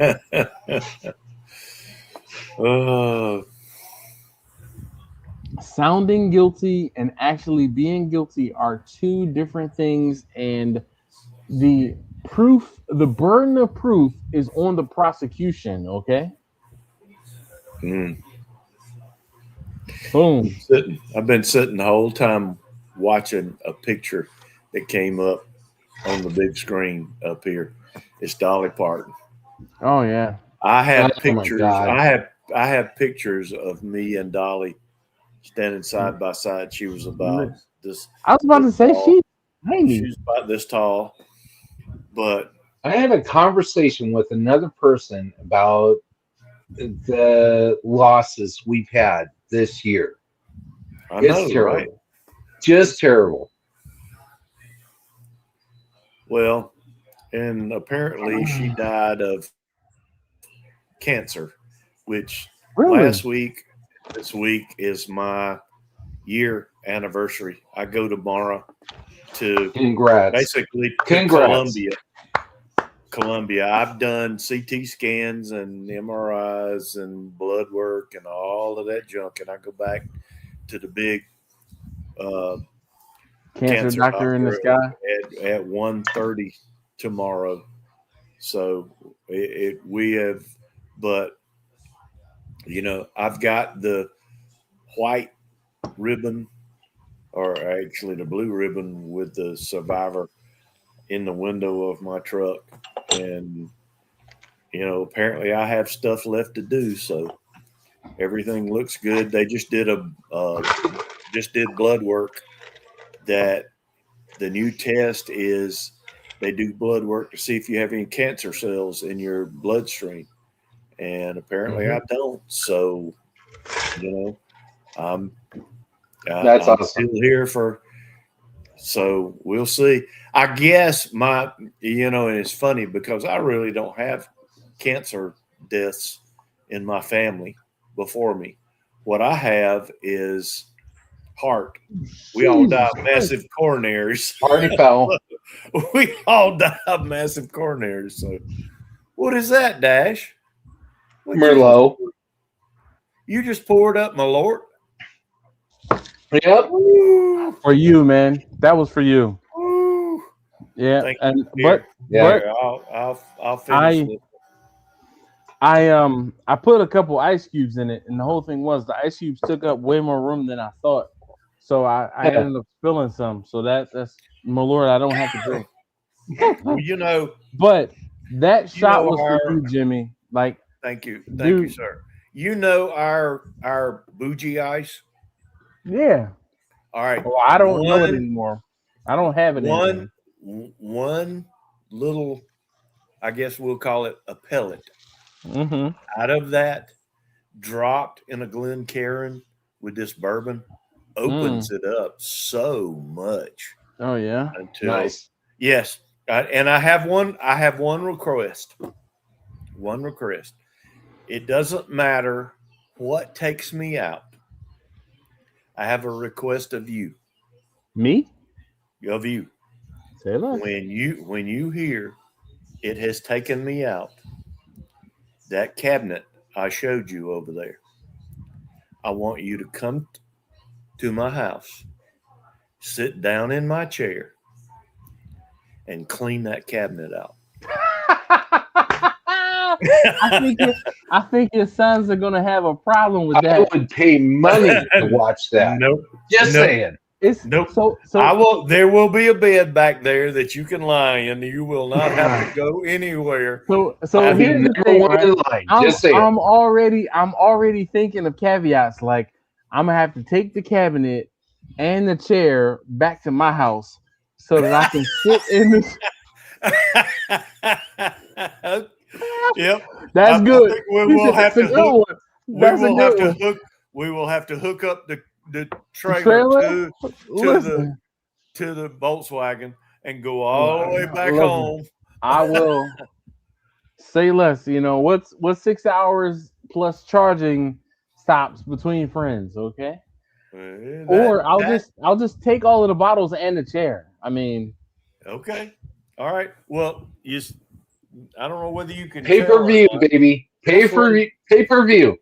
This one oh, I actually see it. just came today. It is The a chair? brand new recliner. Oh man, The other one, That's nice. I saw that.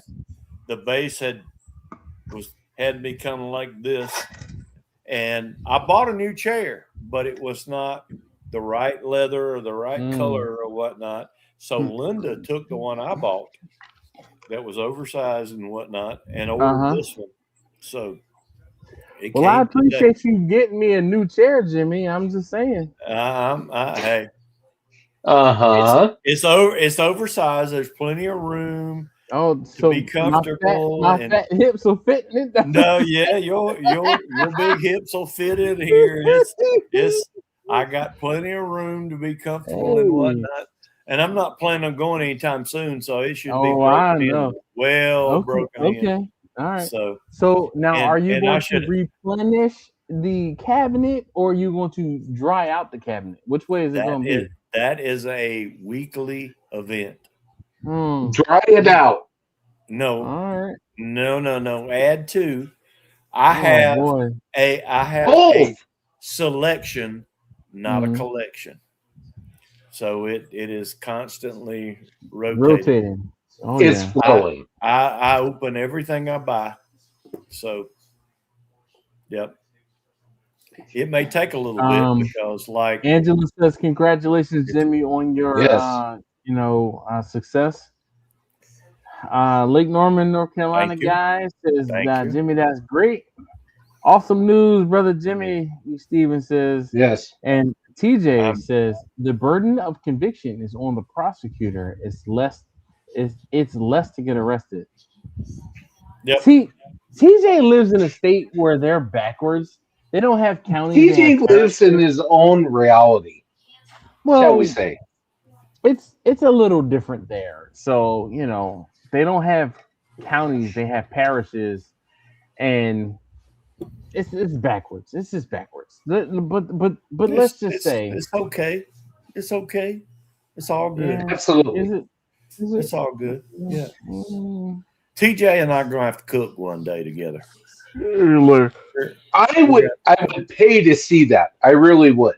It is something that someone who grew up in that area, I would love to combine what I do with what they do. yeah, It because would. they're similar. It'd be They're awesome. definitely that gullah It'd be cooking is similar Yep. to what they're doing down It there. is. Oh, I That's already right. know where this is going. TJ needs more videos. Just saying. TJ be bullshitting.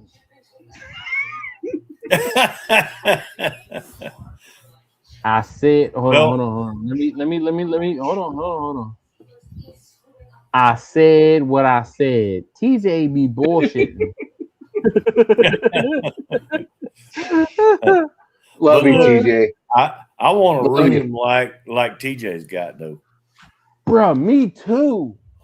Like, Yes. Oh man. If I had half the crap he has. Well, See, I have half the would- crap he has. I have the meat grinder. I don't have a sausage stuffer. I would love to get a sausage stuffer in the worst way. What'd you call me? They bailed on us before we got the opportunity. Oh my goodness. Woo! I almost went there, B. Almost went there. But this is carved in ink, okay? And I almost went there, and I'm just like, let me just be quiet. Because you know what's gonna happen? You know what's gonna happen is I'm gonna get famous or something like that, and then somebody will come back to this very live stream. One out of the one live stream in the past 10 or 15 years I've been doing live streams, and they will pull out that one particular comment that will get me. Why do you think I said what I said? For the rest of my life. Hey B. Yep. You ain't even got to read between the lines, dog. I'm gonna make it abundantly clear. I already know. It is what it is. Hey, It is Joe, what it is. That's one word, Joe. No. Oh mercy. Listen, well, look. You know what, guys? It has been a pleasure. Let's see. I'll have words for you in a few minutes. All right, fine. I bet he does. Yeah. TJ, Better get it within Angela, three. You better get it within 3 because he's gonna be gone. TJ, Angela said TJ needs to join to defend himself. No, he doesn't, Angela. He's fine. We don't need to hear from him. The whole thing is like the prosecution rests, okay? He needs to join the live stream. Just saying. Nah, he's in his truck driving home, shaking his fist and cursing at us. He can still do it because he can't defend himself.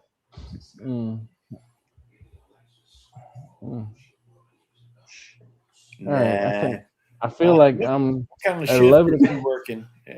It's what 10. He's on. It must be till 10. He's on. It's only 8 my time. That would be central. Look. So. He said that's because they know they can talk shit when I'm not on. Guess what? You know what? Hold on. Let me go ahead. I ain't afraid of you, motherfucker. Okay, you can come on. I'm not afraid of you. Okay, you can join us on the live stream or not. Okay, I ain't afraid of you. Just like what Bernie Mac say. I ain't afraid of you, motherfucker. Okay, he'll join in 5 minutes. He's trying to drag you along. He was driving last week. So the thing is, Angela, in 5 seconds. Yeah. So the thing is, Angela, his shift is until 9 o'clock Eastern, or no, 10 o'clock Eastern. So 9 o'clock Central, and because he works until 9 o'clock Central, once he gets off and then has to get home, it takes him a while and he'll join us if we are on long enough. Do you think we should Just- wait? Should we wait for TJ? Reach up and punch that little button. It's either red or white. It'll light the entire interior of the car, and everyone can. If see he throws you the camera still up. drive. He's too safe for all of that, you know.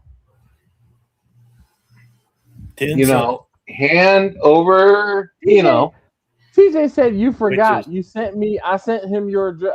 I sent him my address. TJ, you got to come to my state. You got to come to my house. It's Guess who has the tactical advantage in my house? I'm just saying.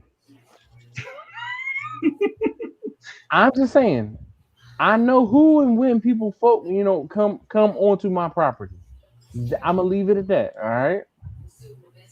Yeah. You stay yawning. shoot. Yeah, you started yawning already. yeah, See, he when did. you start talking about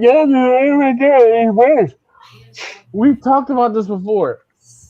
This morning my day started at 4 a.m. 4 a.m. I was talking to Angela at like 7:30, 8 o'clock. No, that was yesterday. Well, still, my day started at the same time yesterday, and I was talking to her at early. It was early. It was dark 30. I don't even think the sun was up damn near. How was she up that early? Different time zones? Angela's not up that early. She does not. She's not the early bird. Angela, I could look and see from the text messages when we were messaging. But It's okay. It's it was okay. a little later. I Oh, knew that was coming. I knew that was coming. Mm-hmm. Whole lot of shit talking, huh? TJ TJ is in the house. TJ, you ain't shit.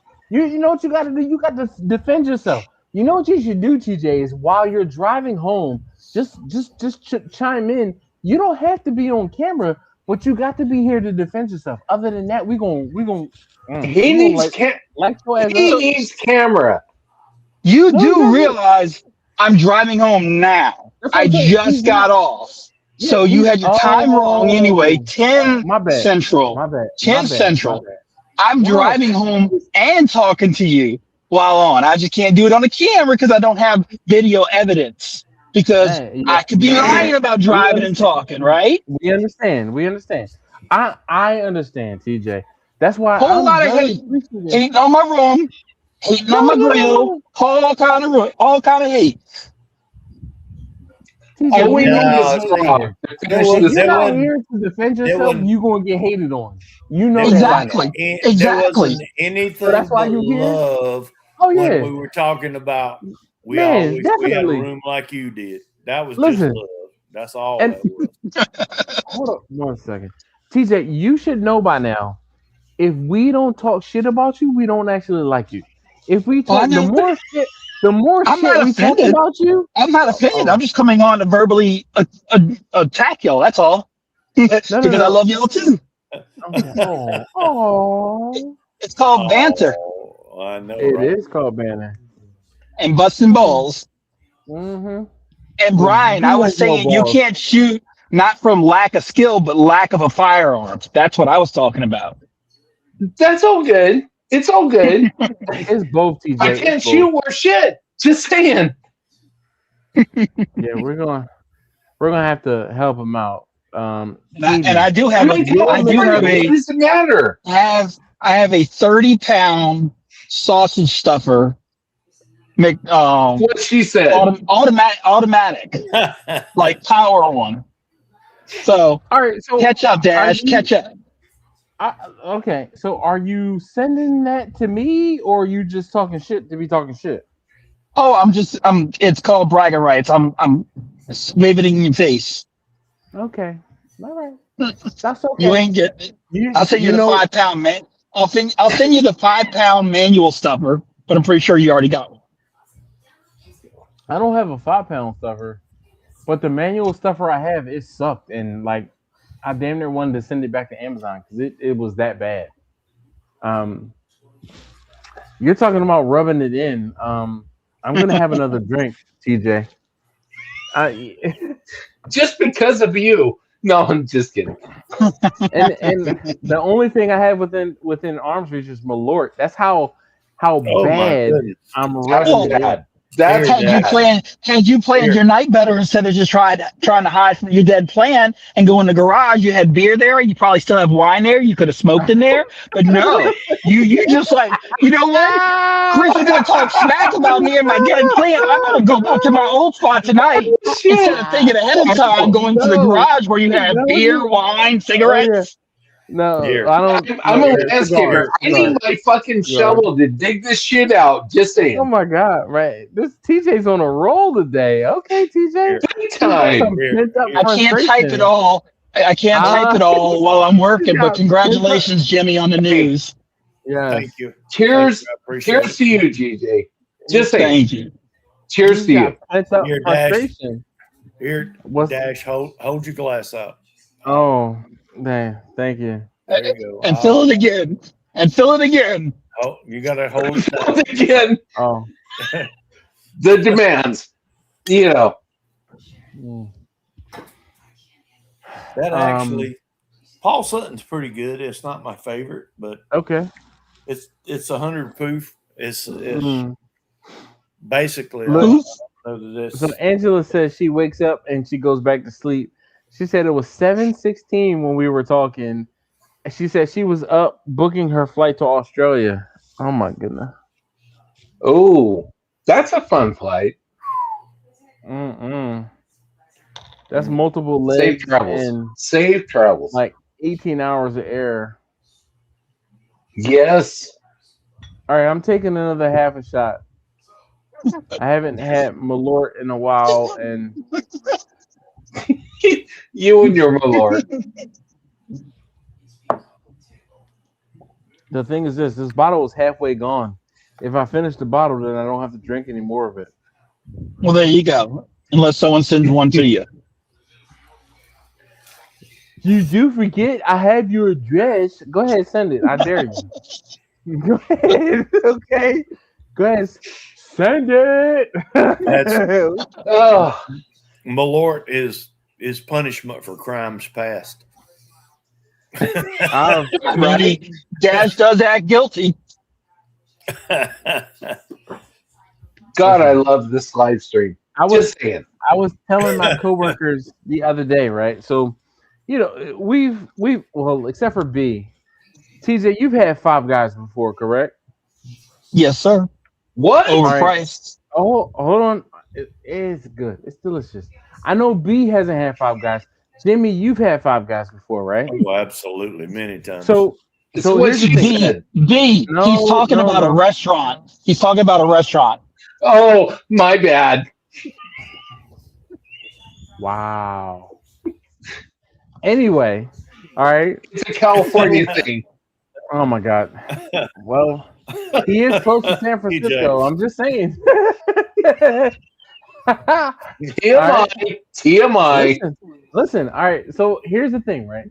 So last week I went to Five Guys Burgers and Fries, and I Okay. picked up lunch for my coworkers and I. And one coworker requested I brought back a ton of ketchup, and like literally a ton of ketchup. And the other coworker, because when we've gone to Five Guys in the past, I've noticed that she does malt vinegar and ketchup together.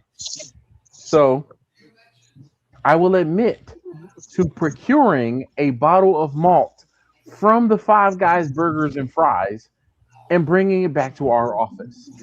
And when I brought it back to our office, she's like, "You got this from the Five Guys and Burgers and Fries?" And I was like, "Yes." And she's like, "But like yes." And I said, "Do I have to remind you that outside of work, I'm damn near a gangster, okay?"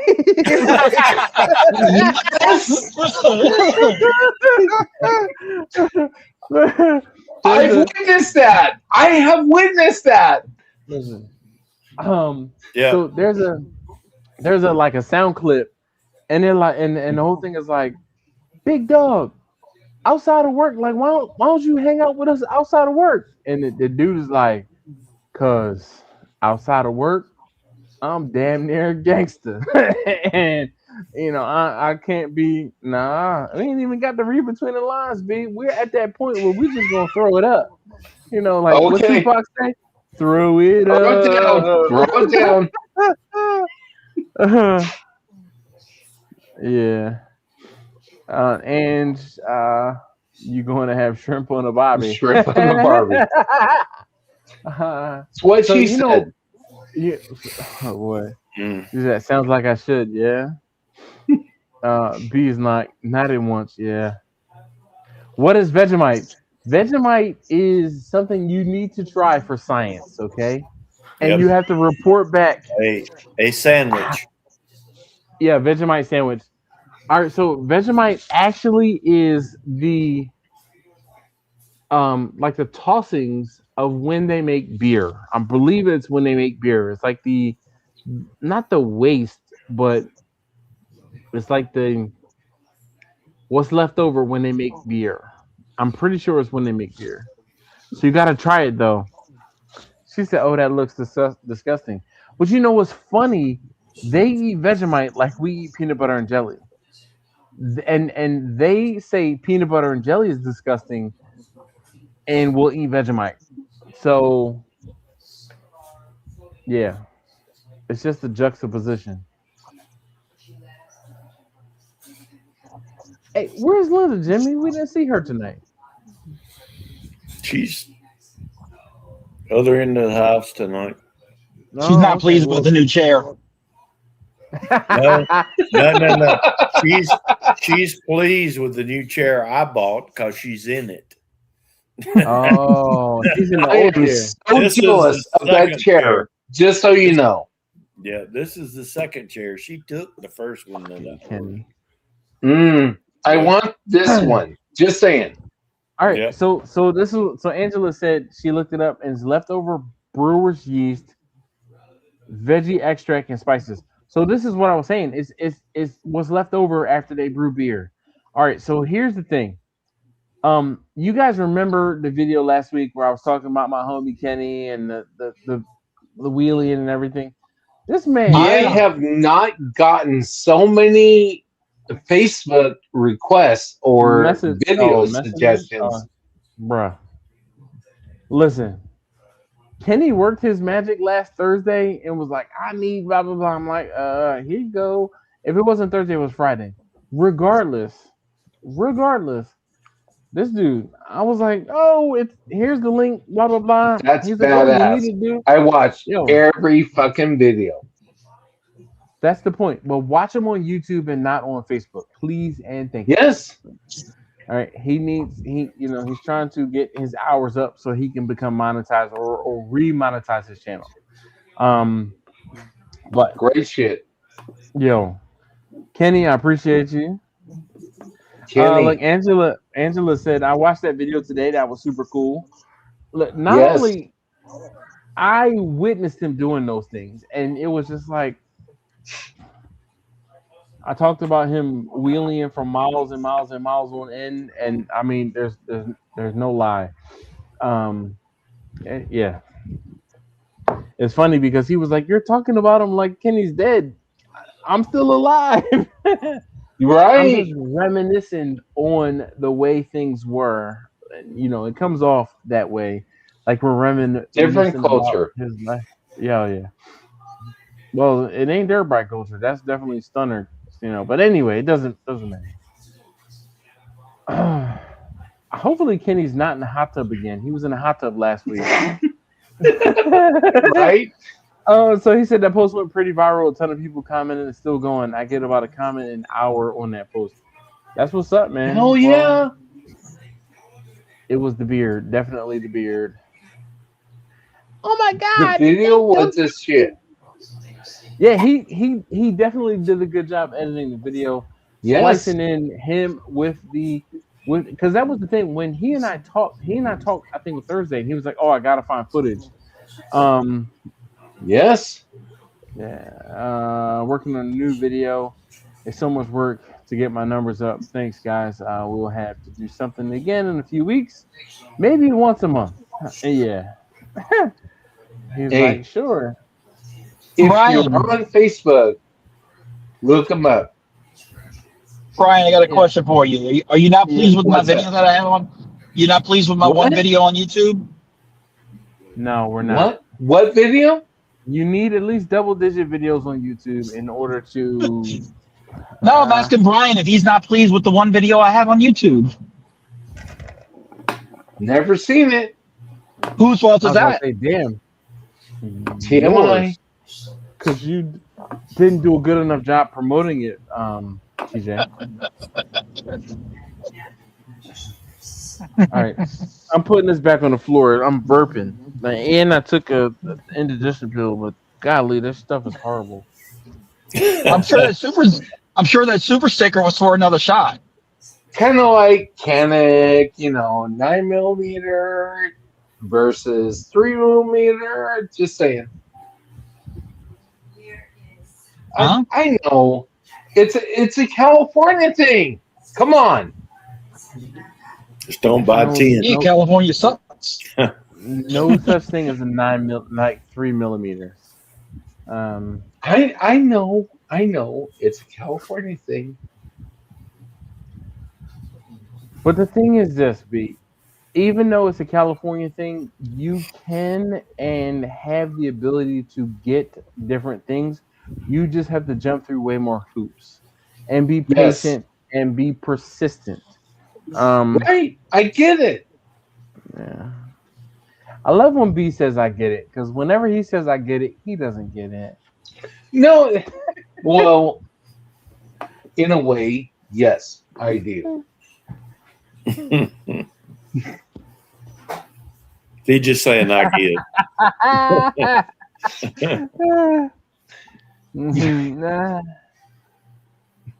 Okay, whatever.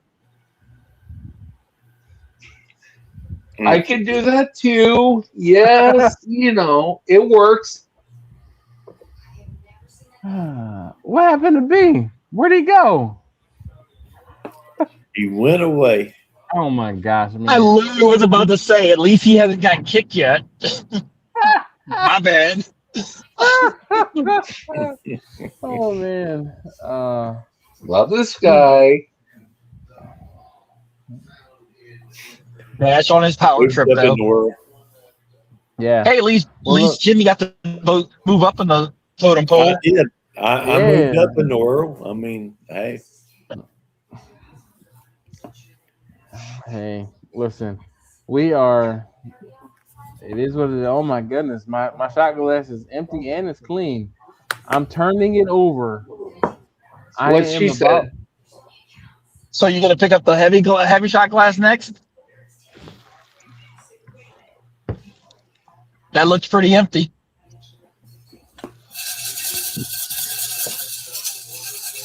Looks pretty empty. You should fill it. It's dirty. No, this is actually a 4-ounce shot glass.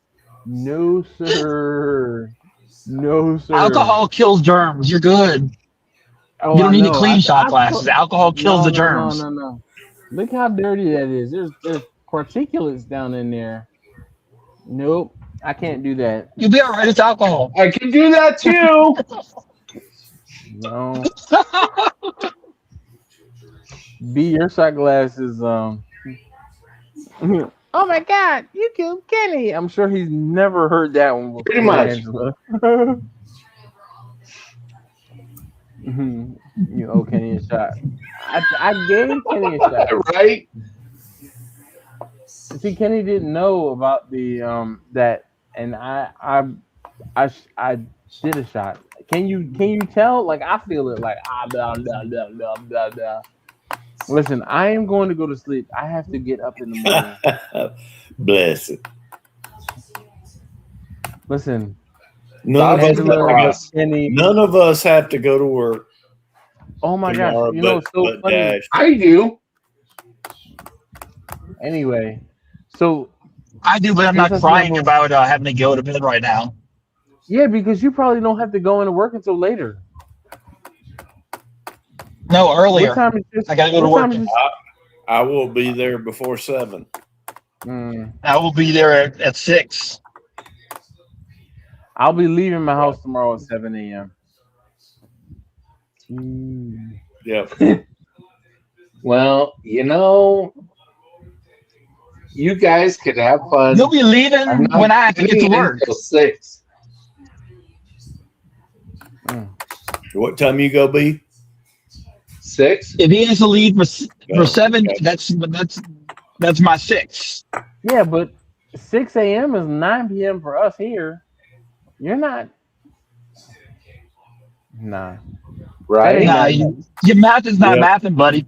Nope. Look, so Kenny said I haven't drank with that. Life of Brian. I had some sweets in DC for IMS.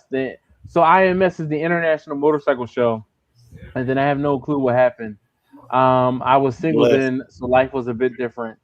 So we went to the International Motorcycle Show, and I helped Kenny. Well, one, he got me tickets. Oh damn! I feel like this is about to be another one of them videos. So, Bless it, Chris. So that statute of limitations probably expired, buddy. No. You think? This is all good stories, okay? All good stories. So and let me just say, Kenny is fantastic at doing this because he jogs in memory, and then here I am like a flood of the story. So Kenny was selling DVDs at the International Motorcycle Show. And the whole thing was, I'm like, dude, I have nothing. I'm gonna say I had nothing to do, but I'm like, hey, I'm available. What kind of DVDs? They were stunting DVDs, fucker. Okay. Yes. Were these sanctioned stunts? Were they permitted? This was like 2000, 2001. Like, no, they weren't sanctioned. Actually, you know what? Some of them were. Some of them were, but the majority of them were not. But with that being said, he would sell the DVDs at the International Motorcycle Show. It wasn't even pirated. It was just they filmed them, so it wasn't pirated. But they were not performed. They were actually, you know what? They were documenting illegal acts. No, it wasn't illegal because it was performed in Mexico, and or they were professional stunners on a closed course. Okay. They were professionals on a closed course. Whatever. So it was that written illegal. on the box? Was that disclaimed on the box? Yes, underneath the wheelies, it's disclaimed in very fine print. Man, professionals on a closed course.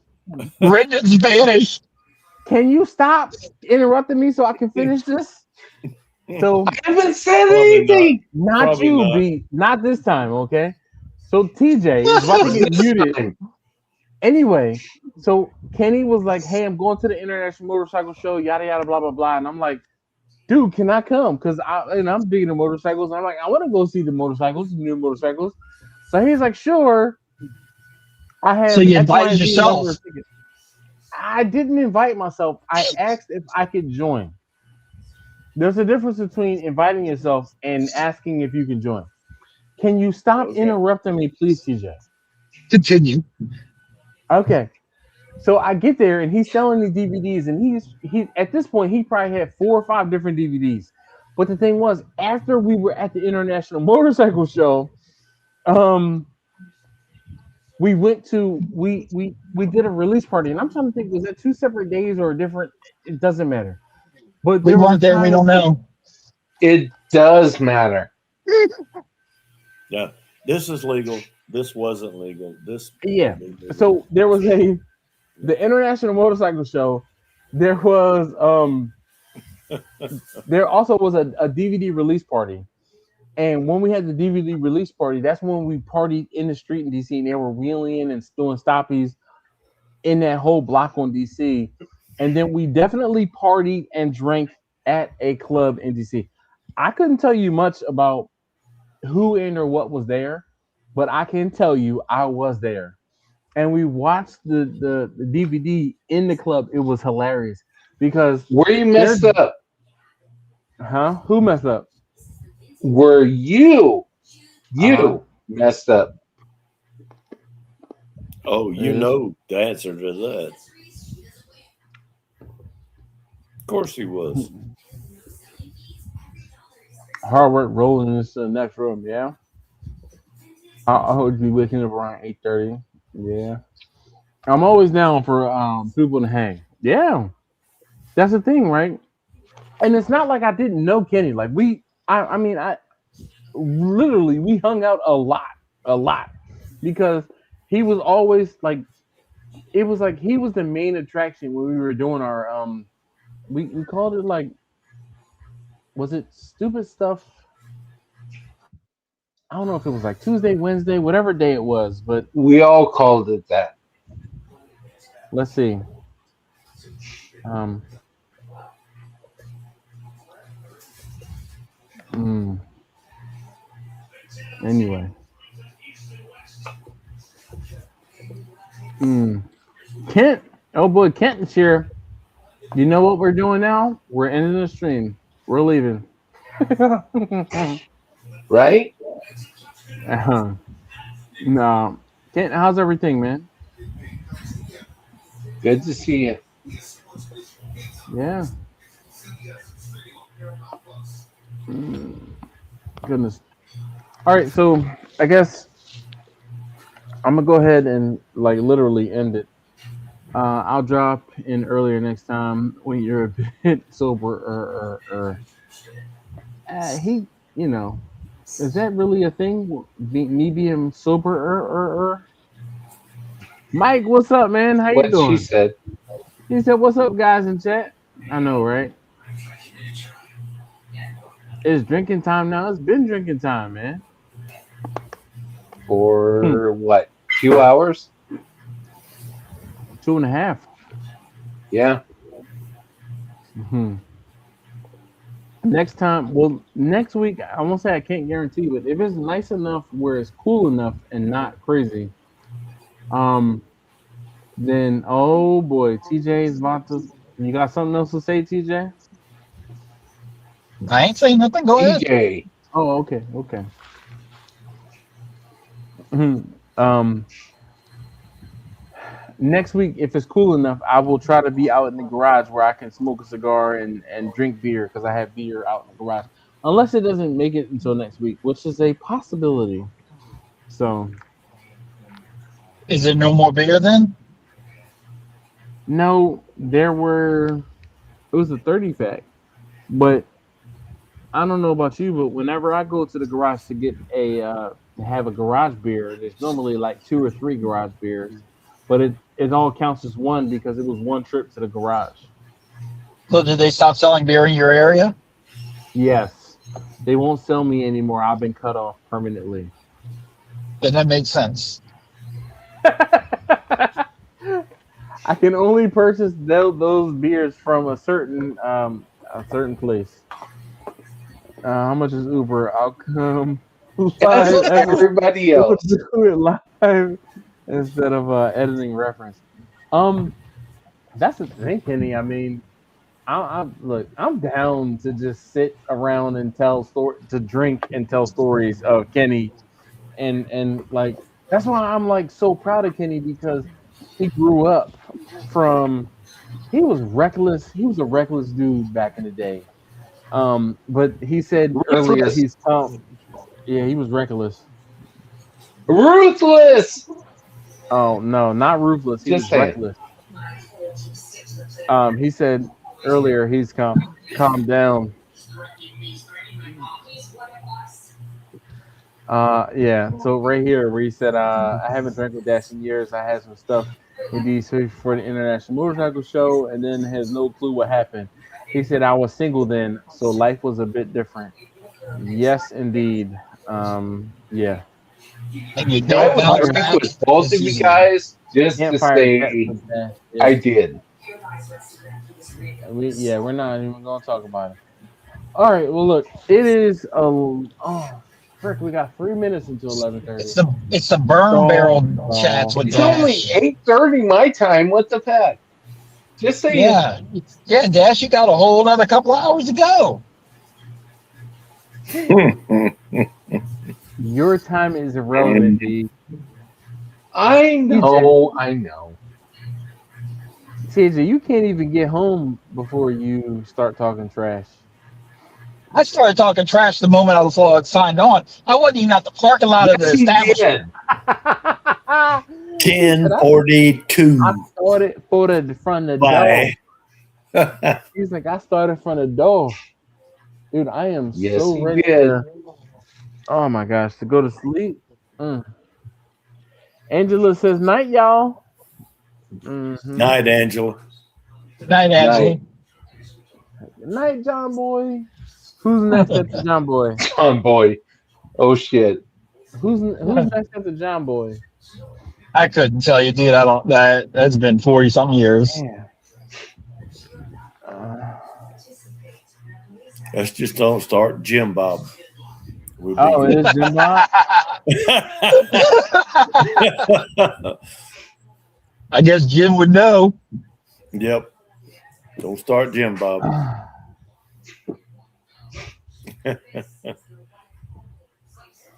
Jimmy, were you around when they were first aired, not reruns? Yeah. That was. No. So, all right. So, no. It says at the end of each episode, the family turns off their lights one by one, calling out to each other. Ben starts by saying, "Good night, Mama." And Olivia, the mama, passes it on and says, Yes. along to Ben and Jim Bob. And then Jim Bob replies and says, "Good night, Aaron." And Aaron calls out to Jim Bob and Grandpa. And Grandpa responds to Aaron and Jason. Jason says good night to Grandpa and Daddy. Daddy wishes Jason and Elizabeth a good night. Elizabeth tells Daddy and John Boy good night. And John Boy finishes the sequence by saying, "Good night, everyone." So it's Ben who starts it off by saying good night to Mama, and then Mama says good night, Ben and Jim Bob. But I swear it was good night, Jim Bob. Or excuse me, So good night, what's the John Boy. end result? That's what I want to know. Well, so here's something that hasn't been said in the whole live stream. So what's the replay phase phrase for the yeah. All right.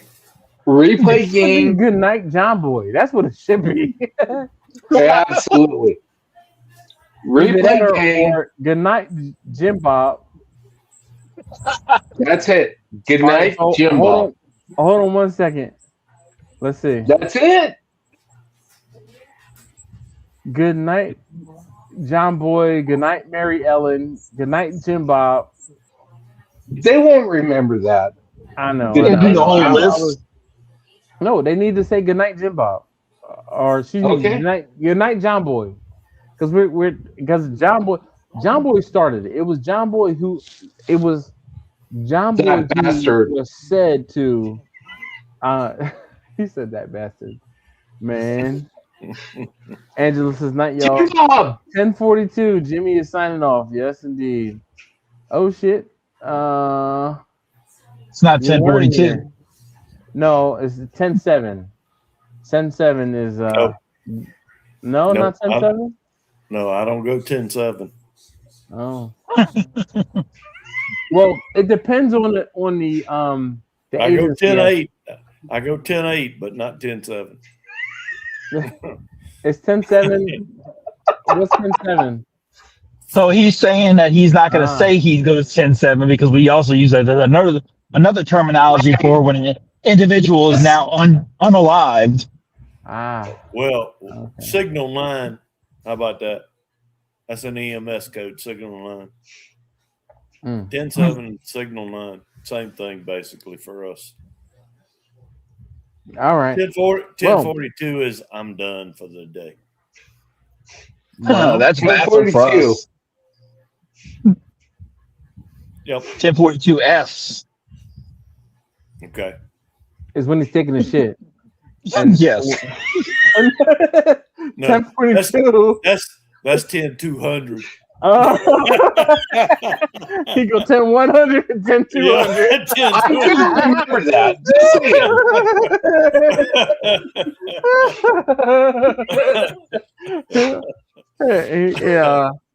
Yeah. Future reference. I'm 10:100. Dispatch. It could be 10:200. So put me out of service for No. 20, 25 minutes. I'm 10-6. I'm 200. Oh my gosh. I'm literally gonna use that. Just saying. All right. Well, listen. Thank you, V. Definitely appreciate you hanging out, being on here. Jimmy, always a pleasure. TJ, let's see. Kenny is here. We got Joe is just signing in. He says Joe Mello says hello, everyone. Well, yeah. Welcome. Hello, goodbye. Goodbye. Yeah. Welcome and goodbye. Sorry if you heard any of this shit. Just saying. So Jimmy or no John or Joe. Joe. Shut up. Yo, All Joe. the Joes. All right. So notice he said thank you, B, thank you, Jimmy, but not. He's like when he said my name, he stopped. I didn't get to TJ because I was interrupted. TJ, okay, right? TJ, you know what? So my coworkers and I had a phrase, and it was good for you. Okay, No, it's called bless your heart. No. Oh, bless your heart. Was different. No. Bless your heart is different. Ooh. So good for you is an acronym. Okay, good for you. Just can you imagine what the good for you stands for, TJ? I know you well enough. Right. That would be GFY. Oh, yep. Yep. Good. Go. Yep. GFY. Okay. So, but that Bless was your heart. Well, thank you, TJ. TJ, Feels it's what we've been saying for years. Have a nice day. And do have a nice day. Yeah. Have a nice day. Mm-hmm. Yep. Here's We'll see you next. Love having you Tuesday, here. Okay? Just saying. Here's your insurance information, and have a nice day. And do have a nice day. Anyway, all right. Listen. Thank you so very much, everyone, for hanging out. TJ, Jimmy, B, Kenny. I know Kenny is here. Angela was here. Kent was here. Chris was here. Mike Scrog. Listen, Steven was here. I definitely do appreciate you guys. Shout out to the replay gang, and you better comment. Not even you better comment. I need you to comment. Good night, John Boy. All right, please and thank you. All right, amen. Listen, every now and again we come up with something crazy for folks to comment, and we'll do this again next week. So thank you very much, and I'm gone. Bye, y'all. Goodbye. See you guys. Boop. Same time, same place. Yep, same bat time, same bat channel.